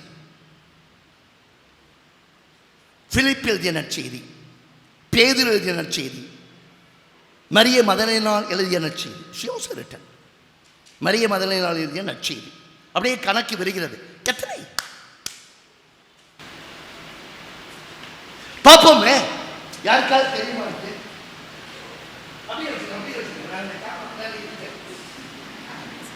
ஆனா பதில் யாரா கரெக்டா சொன்னான்னு சொல்லுங்க, அவங்கள ஃபோக்கஸ் பண்ணுங்க. ஏரியா அப்படியே கரெக்ட் எத்தனை நச்சரி எழுதிப்பாங்க. சும்மா உங்களுக்கு வாயில வந்த வார்த்தை நம்பர் எடுத்து கொடுங்க, எங்கேயாவது வந்துருங்க. பணியை வரவேற்கிறீங்க. எங்களுக்கெல்லாம் தெரியாதுன்னு நினைக்காதீங்க. உங்களுக்கே இவ்வளவு தெரிஞ்சுதான் எங்களுக்கு அதுக்கு மேல தெரியும். ஆனா நீங்க கேள்வி கேட்டு நாங்க பதில் சொல்றாப்புல இல்லை. என்ன நீங்க அந்த பணிவையும் அந்த மௌனத்துக்கான துணிவையும் சூப்பர் கைத்தட்டோம். நமக்கே கைத்தட்டோம். கையை தட்டுங்க. நானே சிந்தனையை சொல்லி முடிக்கின்றேன். கேள்வியும் நானே, பதிலும் நானே. எத்தனை நற்செய்தி தெரியுமா? ஆச்சரியப்படுவீர்கள். 61 நற்செய்திகள் எழுதப்பட்டன. 61 யாரும் வாசிக்க மாட்டார்கள். அவர் திருச்சபை யோசித்து பார்த்தது. அதை ஒரு 3-4 தேர்வு செய்வோம். அப்படி தேர்வு செய்யப்பட்டதுதான் புதிய ஏற்பாடாக வந்திருக்கிறது. 61 நற்செய்தி. இப்ப நான் சொல்றதுதான் முக்கியமான செய்தி. அந்த 61 நற்செய்தியிலும் மரியாவுடைய பிறப்பு இல்லவே இல்லை. இங்க இருக்கின்ற 4 நற்செய்திகள் இயேசுடைய பிறப்பு ஒரே நற்செய்தியில். அது லூக்கா எழுதிய நற்செய்தி அதிகாரம் 2. மத்தேயு பேசவில்லை, மார்க்கு பேசவில்லை, யோவான் பேசவே இல்லை. ஆனால் லூக்கா பேசுகின்றான். அட்லீஸ்ட் 4 காஸ்பல்ஸ் இயேசுடைய பிறப்பு ஒரு நற்செய்தியில் இருக்கிறார். 3 பேசவில்லை. ஆனால் அந்த 61 நற்செய்தியும் நான் அனைத்தையும் வாசித்திருக்கேன் என்று சொல்லக்கூடாது. நீங்கள் யாராவது வாசித்திருப்பீர்கள். ஆனால் நான் அந்த 61ல் ஏறக்குறை ஒரு 23-25 வாசித்திருக்கேன். கிடைத்ததெல்லாம் வாசித்திருக்கேன். எனக்கு தெரிந்த மொழியிலும் தான் நான் வாசித்திருக்கின்றேன். ஆனால் வாசித்த மரியாளுடைய பிறப்பு இல்லவே இல்லை. ஒரே ஒரு இடத்துல இருக்கிறது. அது நற்செய்தியில் இல்லை. அது எங்கே என்று சொன்னீர்கள் என்றால் அத்துடன் நான் சிந்தனையை முடிக்க, ஜபத்தை முடிக்க இருக்கின்றேன். சொல்லட்டுமா? நான் சொல்லட்டுமா? இங்கே நான் சொல்லுகின்றேன் பாருங்க. ஒரு நற்செய்தியில் இது தரப்பட்டு இருக்கு. சரி, ஒரு ஒரு ஒரு புனித நூலிலே இது தரப்பட்டு இருக்கிறது. கொஞ்சம் இயேசுடைய மரியாளுடைய தந்தையானவர் அதிலே தரப்பட்டிருக்கிறது இம்ரான். நாம் சொல்வது ஜோக்கிங். இம்ரான் அதிகாரம் 3 இம்ரான் என்ற தலைப்பு வைத்து அந்த மரியாவுடைய குடும்பத்தை, அவங்களுடைய அப்பா அம்மாவை பற்றி பேசப்படுகிறார். அதிகாரம் 3 அந்த அப்பா, இந்த மரியாவுடைய அப்பா இம்ரான் என்று பேசப்படுகிறார். அதிகாரம் 19 மிரியம் என்று சொல்லி மரியாதை பற்றி பேசப்படுகிறார். ஆனால் அதிகாரம் 3 அந்த இம்ரானும் அவருடைய மனைவி ஹானா, அன்னாள் அல்ல, ஹானா, HANNAH, ஹானா. அவர்கள் குழந்தையே இல்லை, குழந்தைய பாக்கியம் இல்லை. அவர்கள் வேண்டிக் கொண்டார்கள். எதற்கு? 2 வேண்டுதல் வைத்தார்கள். முதல் வேண்டுதல் என்ன தெரியுமா? ஒரு ஆண் குழந்தை பிறக்க வேண்டும். 2வது வேண்டுதல் என்ன தெரியுமா? அந்த ஆண் குழந்தை பிறந்து வளர்ந்த பிறகு அந்த இறைப்பணியை செய்வதற்கு முன்வர வேண்டும். These are the 2 petitions. வேண்டினார்கள். இறைவனும் காலம் தாழ்த்தினாலும் அதற்கு செவிமடுத்தான். ஆனா பிரசவத்துக்கு பிறகுதான் ஆனா பார்த்தாங்க. வேண்டியது யார்? எதற்காக? யாருக்காக வேண்டியது? எந்த குழந்தைக்காக? ஆண் குழந்தை. பிறந்தது பெண் குழந்தையாக. தலையில் அடிச்சுட்டான். குழந்தை இல்லாம இருந்தா கூட பரவாயில்ல. இந்த பெண் குழந்தை பிறந்துடுச்சு. அப்படின்னு சொல்லி தலையில் அடிச்சுக்கிட்டான். தலையில் அடிச்சுட்டான். சரியா இருக்கா?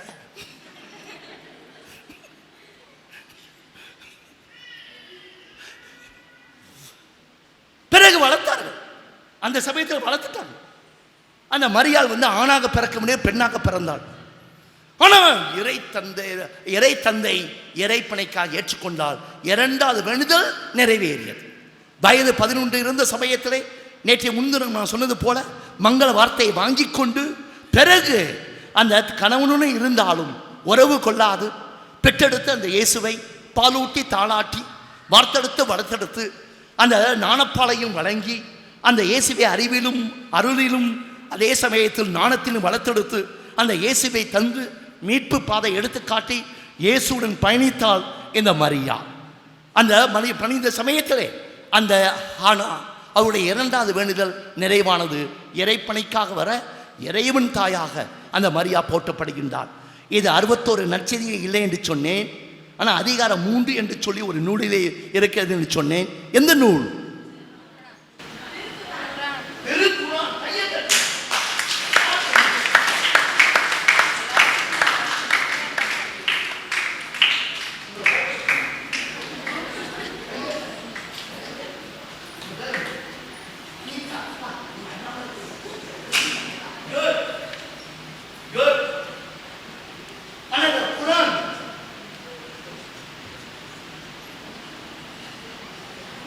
அந்த குர்ஆன் எழுதப்பட்டது 5ஆவது நூற்றாண்டு.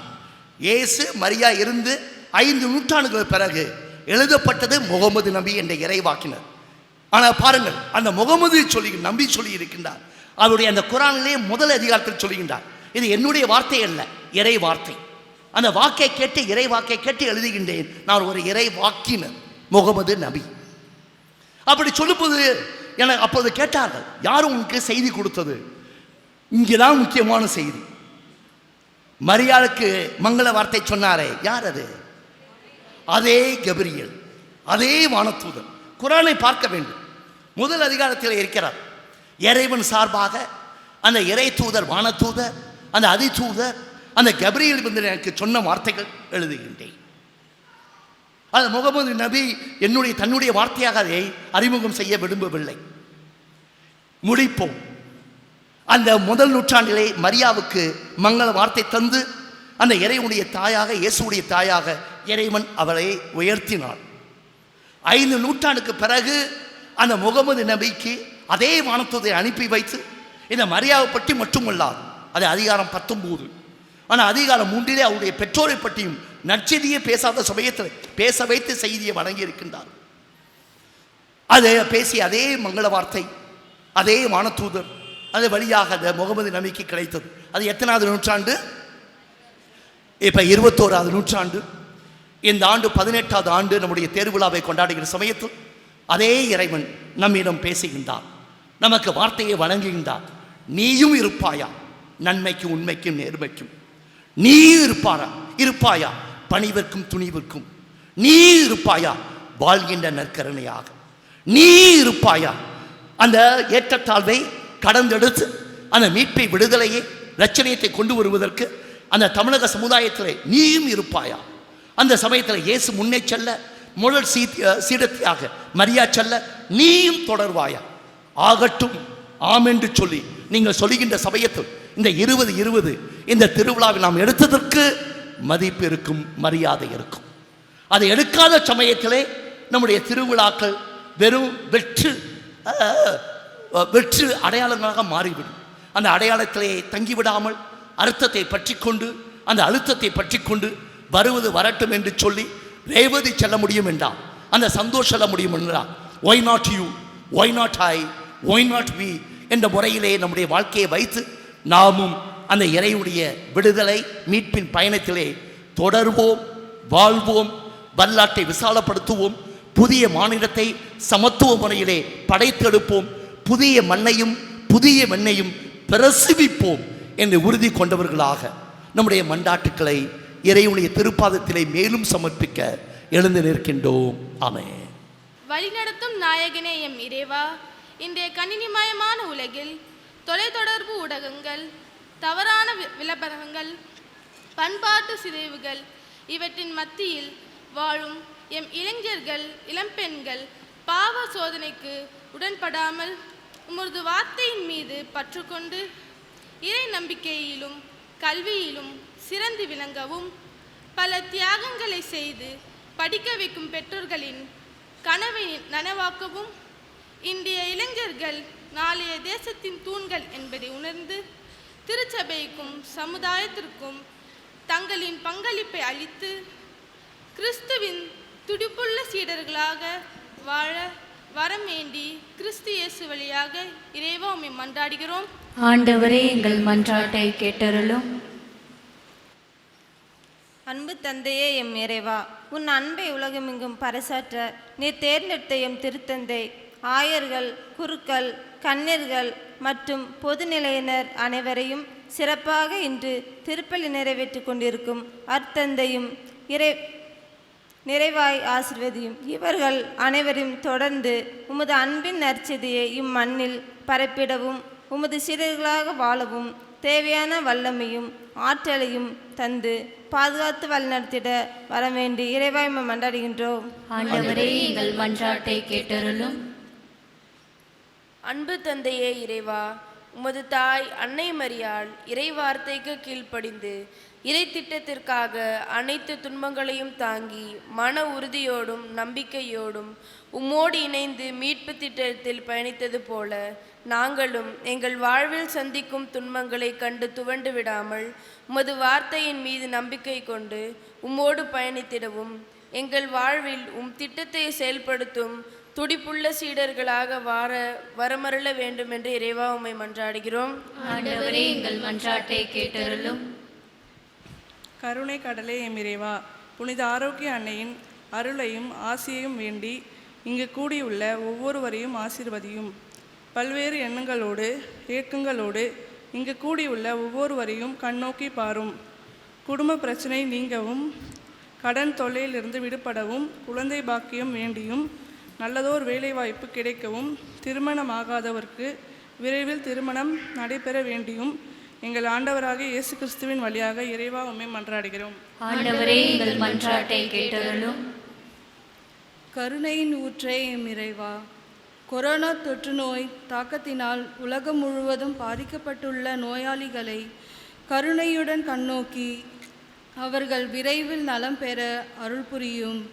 இந்நோய் உலகிலிருந்து முற்றிலும் ஒழிந்திடவும், பாதிக்கப்பட்டுள்ள பொருளாதாரம் மீண்டும் வளர்ச்சியடையவும், ஏற்ற காலத்தில் பருவமழை பெய்து விவசாயம் தழைத்திடவும், எல்லோருக்கும் எல்லாமும் பெற்று நலமுடன் வாழவும் வரம் வேண்டி இறைவா உம்மை மன்றாடுகிறோம். ஆண்டவரே, எங்கள் மன்றாட்டை கேட்டருளும். அன்பு தந்தையே எம் இறைவா, எங்கள் பங்கு பெருவிழாவை கொண்டாடும் நாங்கள் தாழ்ச்சியோடு அன்னை மரியாளின் வழி நடந்து கிடைத்த நேரங்களை வீணாக பொழுதுபோக்கில் செலவிடாமல் உம்மை போற்றி புகழவும், சாட்சிய வாழ்வு வாழவும், உம்முடைய வார்த்தைகளை வாழ்வாக்கி வாழவும் தந்தையே இறைவா உம்மை மன்றாடுகின்றோம். ஆண்டவரே, எங்கள் மன்றாட்டை கேட்டருளும். மேலுமாக நம்முடைய நெஞ்சங்களில் இருக்கின்ற தேங்கி கிடைக்கின்ற ஏங்கி கிடைக்கின்ற அனைத்து மன்றாட்டுக்களையும் இறையுடைய திருப்பாதத்திலே சமர்ப்பித்த வண்ணமாக அமர்கின்றோம், காணிக்க பாடல் பாடுகின்றோம்.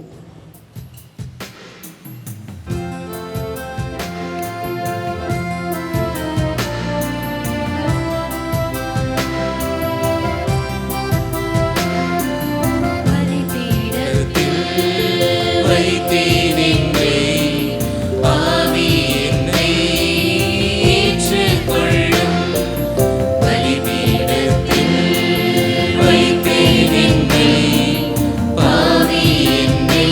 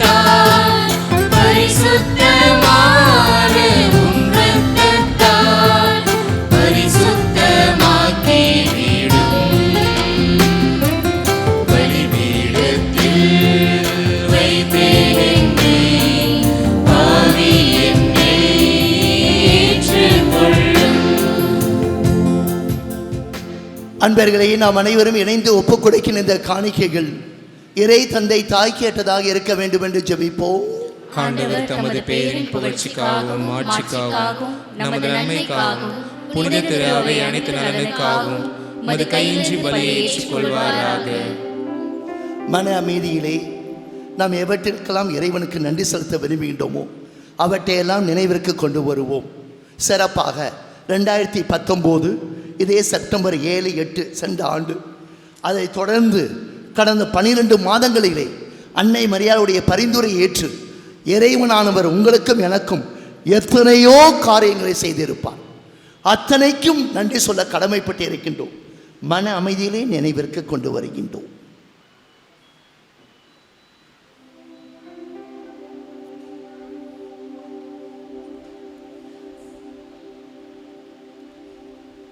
அனைத்து நன்மைகளுக்காகவும் ஒரு சேர நன்றி தெரிவிக்கின்ற வகையிலே படைப்புகளாகிய அனைத்திலும் இணைந்து நாம் ஒரே குரலாக பாடுவதாவது: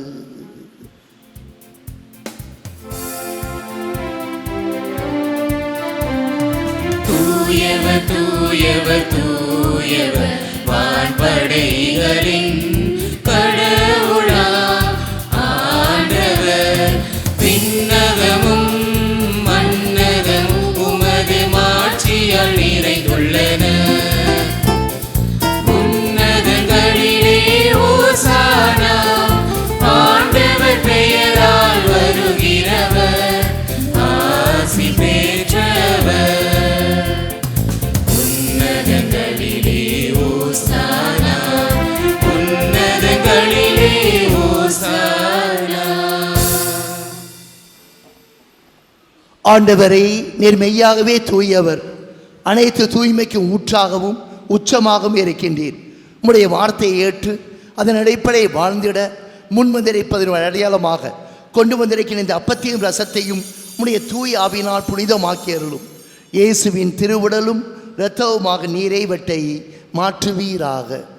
அந்த இறுதி உணவிலே அப்பத்தை எடுத்த இயேசு தந்தைக்கு நன்றி செலுத்திய பிறகு அதனை பாகம் செய்து தம்முடைய சீடருக்கு வழங்கி அப்போது அவர் கூறியதாவது: அனைவரும் இதனை பெற்று உண்ணுங்கள், இது உங்கள் அனைவருக்காகவும் கையளிக்கப்படும் என் உடல் இது.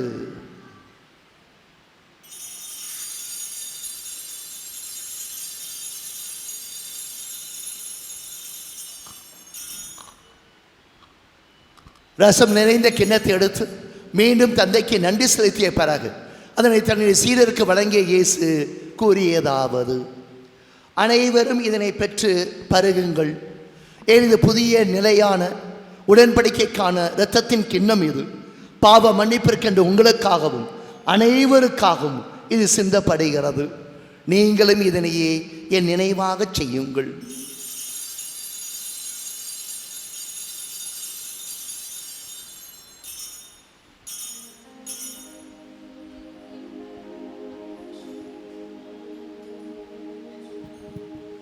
நம்பிக்கையின் மறைபொருள்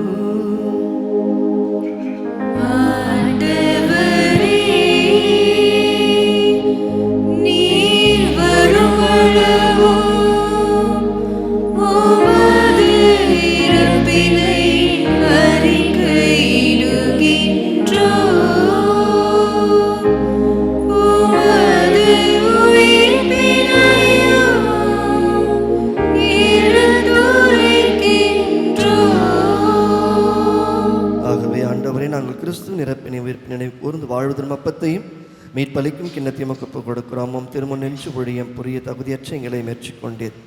எனவே எமக்கு நன்றி செலுத்துகிறோம். மேலும் கிறிஸ்துவின் உடலிலும் இரத்தத்திலும் பங்கு கொள்ளும் எங்களை தூய ஆவியாளர் ஒன்று சேர்க்க வேண்டுமென நம்மை தாழ்மையோடு மன்றாடுகிறோம். ஆண்டவரை உலகமெல்லாம் பரவிருக்கக்கூடிய திரு அவையை நினைவு கூர்ந்தருளும். எங்கள் திருத்தந்தை பிரான்சிஸ், எங்கள் பேராயர் ஜார்ஜ் அந்தோனிசாமி, எல்லா திருநிலையர் ஆகிய அனைவரோடும் திரு அவை அன்பில் நிறைவு பெறச் செய்தருளும். ஆண்டவரே, இந்த நாளில் நன்றி திருப்பலியாக ஒப்புக் கொடுக்கிற அனைத்து குடும்பங்களையும் நிறைவாக ஆசீர்வதித்தரலாம். இந்த நாளை சிறப்பிக்கிற அன்னாள் மற்றும் சூசியப்பர் அன்பை குடும்பங்களையும் தலைவர்களையும் நிறைவாக ஆசீர்வதித்து வழிநடத்தும். தொடர்ந்து அன்பியத்தை ஒற்றுமையிலும் சமாதானத்தில் வழிநடத்தும். ஆண்டவரையுமை நாடி வந்திருக்கிற அன்னினுடைய விழாவில் மகிழ்ச்சியோடு உம்முடைய இறையருளை பெற வந்திருக்கிற அனைவரையும் நீர் ஆசீர்வதித்து தொடர்ந்து நாங்கள் முழுமையான விடுதலை பெற்றிட எங்களுடைய அனைத்து வேண்டுதல்களும் கேட்கப்பட்டு உங்களுடைய தயவில் உங்களுடைய இரக்கத்தில் எங்களுடைய குடும்பங்களுக்கு சமாதானத்தையும் எங்களுக்கு அமைதியும் கிடைத்திட மிகஞ்சி மன்றாடுகிறோம். உபகாரிகளையும் உடன் உழைப்பாளர்களையும் உதவி செய்கிற அனைத்து நல்ல உள்ளங்களையும் தொடர்ந்து நீர் ஆசீர்வதிப்பீராக. தனிப்பட்ட தேவைகளையும் ஜபிக்க சொன்ன ஒவ்வொருவரையும் சிறப்பாக இந்த பெரும் தொற்றினால் மிகவும் அவதிக்குள்ளாக இருக்கிற குடும்பங்களையும் இறப்பினால் பாதிக்கப்பட்டிருக்கிற குடும்பங்களையும் நிறைவாக நீர் ஆசீர்வதித்து தரணும். அருட்தந்தையும் அவருடைய பணிகளையும் அவருடைய வார்த்தைகளையும் அவருடைய எழுத்துக்களையும் ஆசீர்வதித்து தொடர்ந்து உம்முடைய கருவியாக நற்செய்தியின் தூதுவராக தொடர்ந்து பயணித்திட தூயாவின் துணையோடு செயலாற்றிட அன்னையுடைய மேலான பரிந்துரையில் பாதுகாப்பில் வாழ்ந்திட அருள்தார். மேலும் உயிர்த்தெழுமை நோக்குடன் துயில் கொள்ளும் எங்கள் சகோதரர் சகோதரிகளும் இறந்தோர் அனைவரையும் யாரும் நினைத்த ஆன்மாக்களும் இரக்கத்தோடு நினைவு கூறும் திருமகோலின் ஏற்றருளும் எங்கள் அனைவர் மீதும் இரக்கமாயிரும். கடவுளின் கன்னித்தாயான புனித மரியா, கணவரான புனித யோசேப்பு, புனித திருத்தூதர்கள், இவ்வுலகில் முக்குவந்தவர்களாக இருந்த அனைத்து புனிதர்களோடும் நாங்களும் நிலை வாழ்வில் பங்கு கொள்ளும் தகுதி பெற்றும் திருமகன் இயேசு கிறிஸ்து வழியாக உம்மை புகழ்ந்தேத்தும் வரமருள உம்மை மன்றாடுகிறோம்.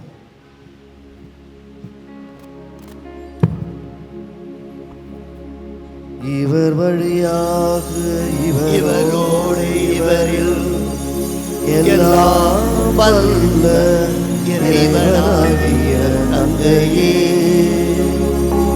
தூய ஆவியார் எல்லா புகழும் ஆட்சியும் என்றென்றும் உரியதே.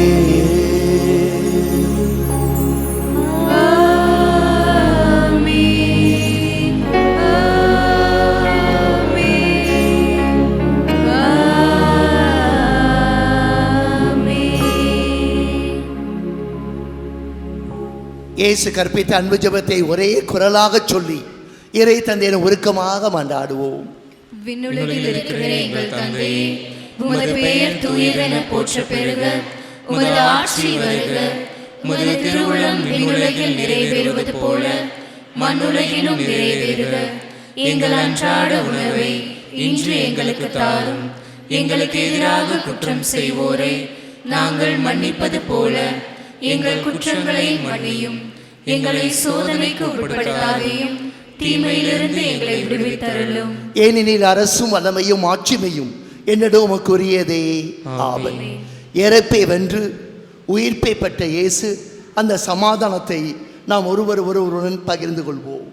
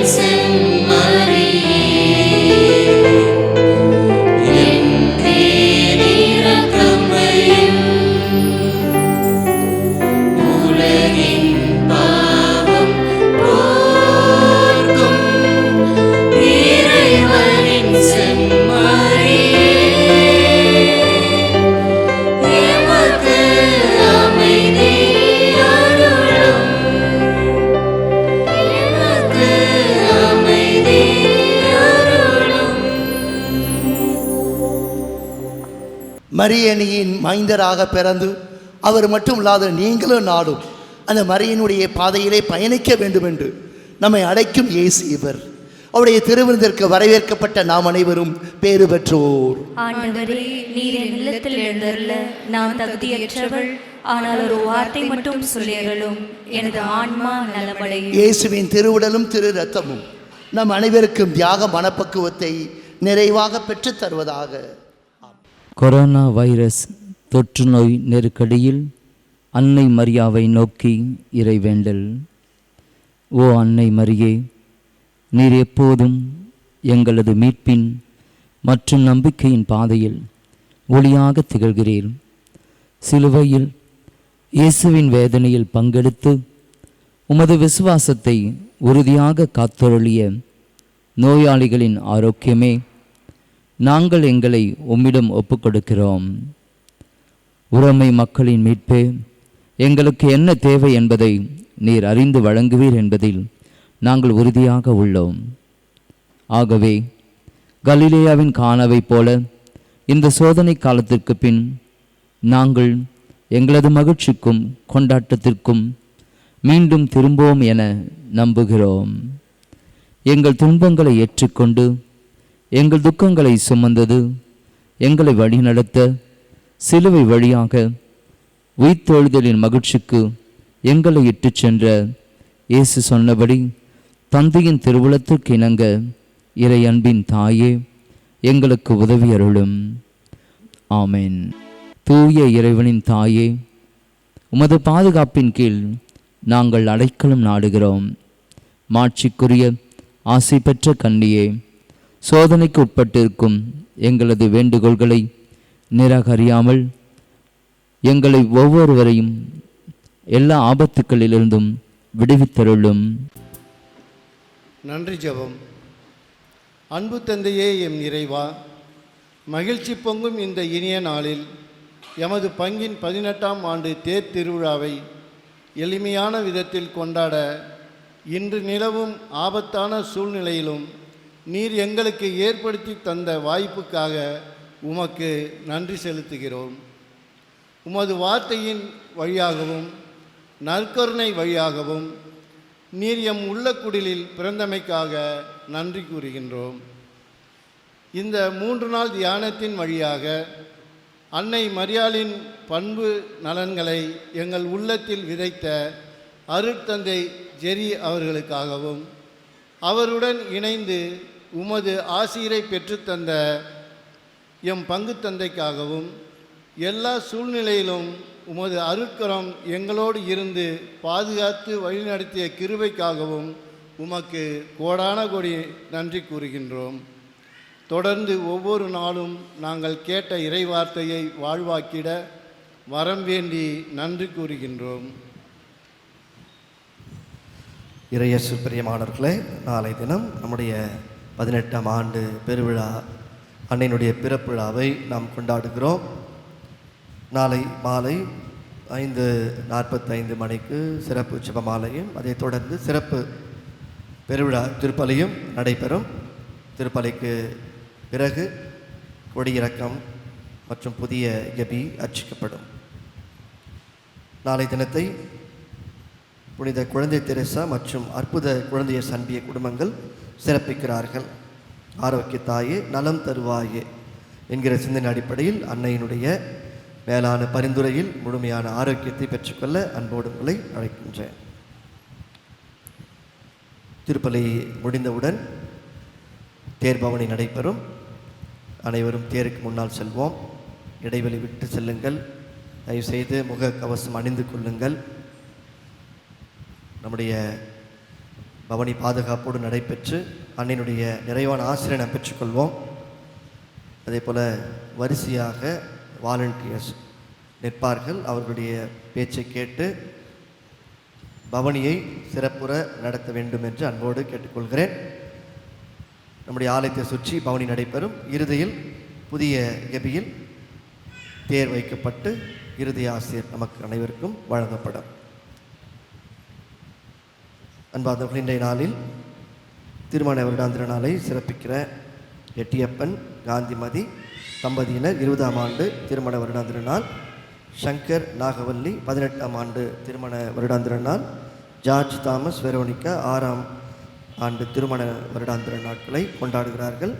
பங்கின் சார்பாக இவர்கள் இந்த குடும்பத்தினருக்கு நம்முடைய மனமார்ந்த வாழ்த்துக்களையும் ஜபங்களையும் உரித்தாக்கிக் கொள்கிறோம்.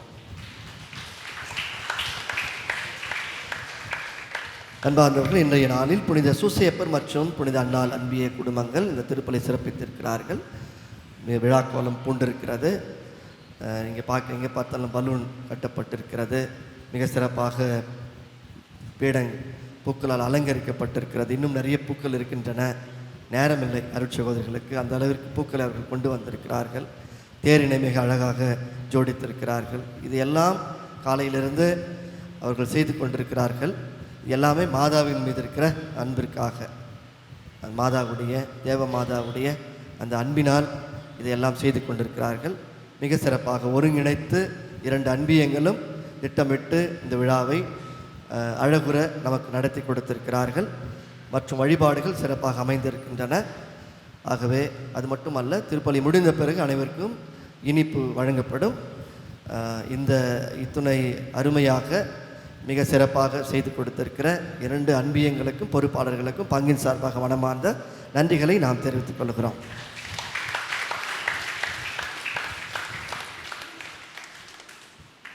அன்பார்ந்தவர்களே, நாம் தியானத்தினுடைய இறுதி நாள் மிக அருமையாக 3 நாட்கள் முத்தாய்ப்பாக தியானம் நடைபெற்றிருக்கிறது. இந்த விழா எப்படி கொண்டாடுவோம், இது கொண்டாட முடியுமா, சாத்தியமா என்றெல்லாம் மிக தீவிரமாக யோசித்து கொண்டிருக்கும் பொழுது, நாம் பொழுது ஊரடங்கு இருந்தது. 10 பேர் வைத்து கொண்டாடலாம் அல்லது கொண்டாடக்கூடாது என்றெல்லாம் சொல்லப்பட்ட பொழுது, நான் ஃபாதர் தான் முதல்ல கலந்து ஆலோசனை செய்தேன். ஃபாதர், இந்த முறை எல்லாம் யூடியூப்லேயே காணொலி வழியாக திருப்பலி சிறப்பிப்பது என்று முடிவு செய்திருக்கிறோம். அதனால் நீங்கள் தான் டேட் கொடுக்கணும் ஃபாதர், எதுனா தியானம் நடத்தலாமா, எப்படி பண்ணலாம் என்று நான் கேட்ட பொழுது உடனடியாக அவர், இந்த சமயத்து நான் ஃப்ரீயாக தான் இருக்கிறேன், எத்தனை நாள் தியானம் சொல்லுங்கள், எப்போன்னு சொல்லுங்கள், கண்டிப்பாக வந்துடலாம் அப்படின்னு சொல்லி 3 நாட்கள் 5, 6, 7 3 நாட்களும் இந்த திருவிழாவிற்கு நம்மை தயாரிக்க வேண்டும். மிக நீண்ட மாதங்களாக நாட்களாக நாம் தொடர்பில்லாமல் இருக்கிறோம். ஆகவே மீண்டும் நம்முடைய விசுவாசத்தை புதுப்பித்துக் கொள்ள வேண்டும் என்ற சிந்தனை அடிப்படையில் அவரை அணுகிய பொழுது ஒரு இன்முகத்தோடு இதை ஏற்றுக்கொண்டார். அவர்கிட்ட நம்ம அவ்வளோ பேச முடியாது, ஏன்னா அவர்கிட்ட மொபைல் இல்லை. இமெயில் வழியாகத்தான் அவரை தொடர்பு கொள்ள முடியும். ஆனால் உடனுக்குடனே அதில் பதில் கொடுப்பார். எங்கே இருந்தாலும் அதனை தொடர்பு கொண்டு நமக்கு செய்யலாம் என்று சொல்வார், ஆலோசனை கொடுப்பார். சொல்லப்போனால் அந்த தலைப்பு அவர் தான் கொடுத்தார், அருளிருந்த மரிய வாழ்க்கை என்று ஒவ்வொரு நாளும். ஆனால் அவருக்கே அந்த தலைப்பு இல்லை. 3 நாட்கள் வேறு தலைப்பில் தான் அவர் பேசினார். அதுவும் நான் சொல்லக்கூட இல்லை அந்த தலைப்பை பற்றி. அவருடைய ஸ்டைல் எப்படின்னா, எந்த தலைப்பு கொடுத்தாலும் பேசுவார். வந்த பிறகு கேட்பார், என்ன தலைப்பில் பேசலாம் அப்படின்னு. அந்த தலைப்பு நீங்கள் சொன்னீங்கன்னா அதில் பேசுவார். நீங்கள் அவர் பேசுனதெல்லாம் நம்ம பிரசங்கத்தெல்லாம் கேட்டிருப்பீங்க. அவர் வரலாற்று புரட்டி 1ஆம் நூற்றாண்டிலிருந்து இன்றைக்கு வரைக்கும் என்ன நடந்தது என்பதை எந்த தலைப்பிலும் அவர் சொல்லக்கூடிய அத்தனை அபார சக்தி கொண்ட ஒரு அருட்தந்தை. குறிப்பாக அவரோடு நீங்கள் தியானம் பண்ணீங்களோ இல்லையோ, நான் பண்ண 3 நாட்கள் அவர் இங்கே இருந்தது எனக்கு ரொம்ப மகிழ்ச்சி. இந்த 3 நாட்களும் ஃபாதரோடு நாம் இருக்கிறோம். இந்த 3 நாட்களுமே எனக்கு ஒரு மகிழ்ச்சியான நாட்களாக அமைந்தது. ஒரு தொந்தரவும் பண்ண மாட்டார், இருக்கிற இடமே தெரியாது. நம்ம வழக்கமாக என்ன ஃபாதர் சாப்பிட்றீங்க, எது இருந்தாலும் பரவாயில்ல. அதில் திடீர்னு நான் மீன் குழம்பு சாப்பிட மாட்டேன். அப்புறம் எது தான் சாம்பார் இருக்குதா அப்படின்னு கேட்பார். சாப்பாடு அந்த இட்லி இருந்தால் கொடுங்க, பழைய இட்லி இருந்தால் கொடுங்க. அது மாதிரி அவரை நம்ம புரிஞ்சிக்கவே பல மாதங்கள் ஆகும்னு நினைக்கிறேன். இந்த காலத்தில் இப்படி ஒரு குருவானவர் அன்னை மரியாள் எப்படி ஆகட்டும் என்று சொல்லி நிலைப்பாட்டை எடுத்து கடைசி வரையில் அதே எளிமையோடும் தாழ்ச்சியோடும் ஆண்டவருடைய பாடுகளில் பயணித்தால் அது போல அவர் அன்று எடுத்த குருவானராகும் போது எடுத்த அந்த முடிவுகளை இன்றைக்கும் அவர் செயல்படுத்தி கொண்டிருக்கிறார். ஒவ்வொரு நாளும் அதை வாழ்ந்து கொண்டிருக்கிறார். அவருடைய வார்த்தைகள் எல்லாம் நாம் வாழ வேண்டும் என்று தான் குறிப்பிடுகிறார். அது ஏதோ வார்த்தையில் சொல்வதல்ல, ஆண்டவரை போல வாழ்ந்து காட்டுவது. அவருடைய வார்த்தையில் நான் பிரமிப்பதை விட வாழ்க்கையை பார்த்து நான் பிரமித்து போயிருக்கிறேன். இப்படியெல்லாம் வாழ முடியுமா, இப்படியெல்லாம் செயல்பட முடியுமா. இன்றைக்கி கூட நாங்கள் மணலிக்கு போனோம். அவசரமாக அவர் சொன்னார், ஏன்னான்னு கேட்டால் நான் வேறு துணி இல்லைப்பா, இதை தான் துவச்சி போட்டுக்கணும் அப்படின்னு சொன்னார்.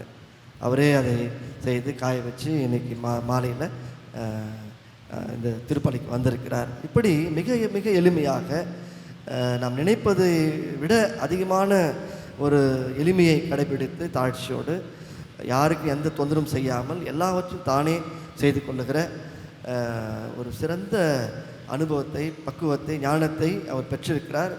அது பல வருடங்களாக 35 வருடங்களுக்கு மேலாக ஒவ்வொரு நாளும் அதை கடைபிடித்து கொண்டே வந்து கொண்டிருக்கிறார். இவையெல்லாம் நமக்கு மிகப்பெரிய ஆச்சரியத்தை ஏற்படுத்துகிறது. அவருடைய வார்த்தைகளெல்லாம் புரட்சியை கொடுக்கிறது. அவருடைய வார்த்தைகள் எல்லாமே புரட்சி. நிறைய பேர் அவர் வார்த்தையை கேட்டு அவருடைய தியானத்தில் பங்கெடுத்து வாழ்க்கையை மாற்றி கொண்டிருக்கிறார்கள். அவர் இங்கே இருந்தார்னா நம்ம இமோஷனலாக வாழ முடியாது, வெறும் உணர்ச்சிகளால் வாழ முடியாது. அறிவுபூர்வமாக நம்முடைய வாழ்க்கை எப்படி இருக்க வேண்டும், இயேசு எதை எதிர்பார்க்கிறார், மாதா எப்படி வாழ்ந்தார், இதுதான் அவருடைய வாழ்க்கை. ஆக நீங்கள் மாறவில்லை என்றால், மனமாற்றம் அடையவில்லை என்றால், வாழ்க்கையில் இதை கடைபிடிக்கவில்லை என்றால் நாம் கேட்பது எல்லாமே வீண். அந்த அளவுக்கு அருட்தந்தையினுடைய வார்த்தைகளும் வாழ்க்கையும் மிக சிறந்த ஒரு புரட்சி நமக்கு தருகிறது. 3 நாட்கள் இது போதாது. 3 நாட்களில் அவர் பேசுவதை பார்த்தால் நம்ம கேட்டுக்கிட்டே இருக்கலாம் போல. பல நாட்கள் அவருக்கு நாம் கொடுக்க வேண்டும். அவர் கொடுக்குற தியானங்கள்லாம் பார்த்தீங்கன்னா, நம்ம சிஸ்டர்ஸ் இருக்கிறாங்க, வந்த உடனே அவங்க சொன்னாங்க, ஃபாதர் எங்களுக்கு இந்தியா அளவில் அருட்சகோதரர்களுக்கு தியானம் கொடுத்தார் அப்படின்னு சொன்னார். இந்த நாட்களுக்கும் அவருடைய நேரத்திற்கும் அவர் கொடுத்த இந்த வார்த்தைகளுக்கும் வாழ்வுக்கும் மனமார்ந்த நன்றிகளை நாம் தெரிவிக்க வேண்டும். இது ஏதோ மேலோட்டமான ஒரு தியானமாக இல்லாமல் வேரோட்டமான ஒரு தியானமாக நாம் அதை கடைபிடித்து மாற்றத்தை மேற்கொண்டால் அது அவருக்கு நாம் கொடுக்கிற அன்பு பரிசாக கொடையாக இருக்கும். தொடர்ந்து அவரை போல எளிமையிலும் தாழ்ச்சியிலும் குழந்தை உள்ளத்திலும் எல்லோரையும் அரவணைக்கிற, அன்பு செய்கிற, இயல்பாக பழகுகிற, எல்லாவற்றையும் பொறுத்து கொள்ளுகிற, ஏற்றுக்கொள்ளுகிற. குறிப்பாக சொல்லணுன்னா, நேற்று அவர் அந்த சைக்கிள் பயணத்தை பற்றி சொன்னார்.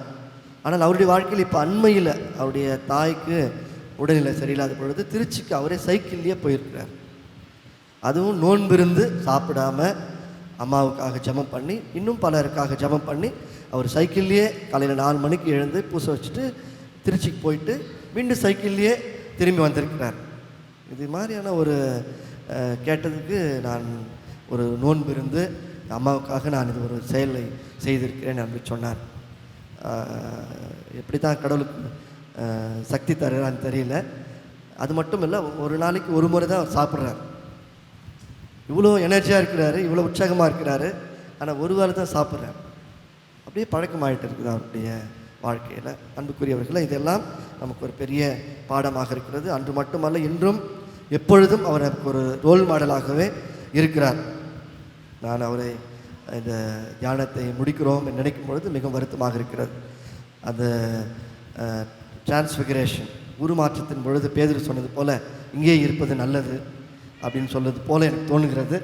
ஆனால் ஃபாதருக்கு அடுத்தடுத்த பணிகள், அவருடைய நாளைக்கு கூட இன்னொரு திருப்பலிக்கு போகிறார். இப்படி அடுத்தடுத்த பணிகளை அவர் செய்ய வேண்டியிருக்கிறது. திருச்சபையில் மிகப்பெரிய ஆசீர்வாதமாக இருக்கிறார். தொடர்ந்து அருட்தந்தை அவர்களை இறைவன் அன்னையின் வழியாக நிறைவாக ஆஸ்வதிக்க வேண்டும் என்று நம்முடைய அனுதின ஜெபத்தில் வைத்து ஜெபிப்போம். நம்முடைய பங்கின் சார்பாக, அனைவருடைய சார்பாக மனமார்ந்த உளமார்ந்த நன்றிகளையும் வாழ்த்துக்களையும் ஜெபங்களையும் அருட்தந்தைக்கு நாம் உரித்தாக்கிக் கொள்வோம். கரங்களை தட்டி நம்முடைய மகிழ்ச்சியை தெரிவிப்போம்.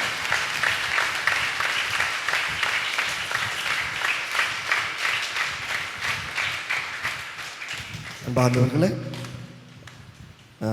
திருப்பலி முடிந்த பிறகு நான் சொன்னது போல் ஒரு எந்த விதமான தொந்தரவும் தராமல் அழகான பவனியை மேற்கொண்டு அன்னையினுடைய தேர்பவனியில் பங்கேற்போம். இறுதி ஆசிரை நம்முடைய புதிய கெபியில் வைத்து அனைவரும் பெற்றுக்கொள்வோம். அனைவரும் எழுந்திருப்போம். அருமையான வார்த்தைகளை நம்முடைய பங்கு தந்தை அவர்கள் எனக்கு எடுத்து சொல்லிப்பதற்கு எனக்கு தகுதி உள்ளதோ தெரியவில்லை. இருந்தாலும் வாய்ப்பு வழங்கி இந்த 3 நாட்கள் உங்களுடன் வாசம் கொள்ள, அதே சில சிந்தனைகளை உங்களுடன் பகிர்ந்து கொள்ள அந்த அப்படிப்பட்ட பாக்கியத்தை வழங்கிய உங்களுடைய பங்கு தொண்டர் கிளமன் பாலா அவர்களுக்கு என்னுடைய நன்றி. அவருக்கு ஒரு அட்டகாசமாக கைத்தட்டை தட்டி.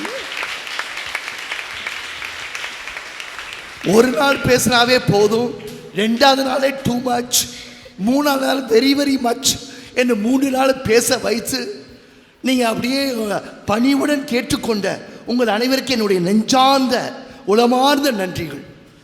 கொடுத்து வைத்தவன் மற்றவர்கள் பேசுவதற்கு இந்த வாய்ப்பு இருக்காது. ஆனால் இன்னைய தினம் சற்று நான் நீட்டி விட்டேன், மன்னிக்க வேண்டும். இருந்தாலும் சில சிந்தனைகளை உங்களுக்கு தந்திருக்கின்றேன் என்ற உள்ளுணர்வு எனக்கு இருக்க இறைவன் உங்களுக்காக உங்களை மேலும் ஆசீர்வதிக்க வேண்டும் என்று ஜெபிக்கின்றேன். என்னையும் எனக்காகவும் ஜெபியுங்கள், ஆசீர்வதியுங்கள். மன்றாடுவோமாக.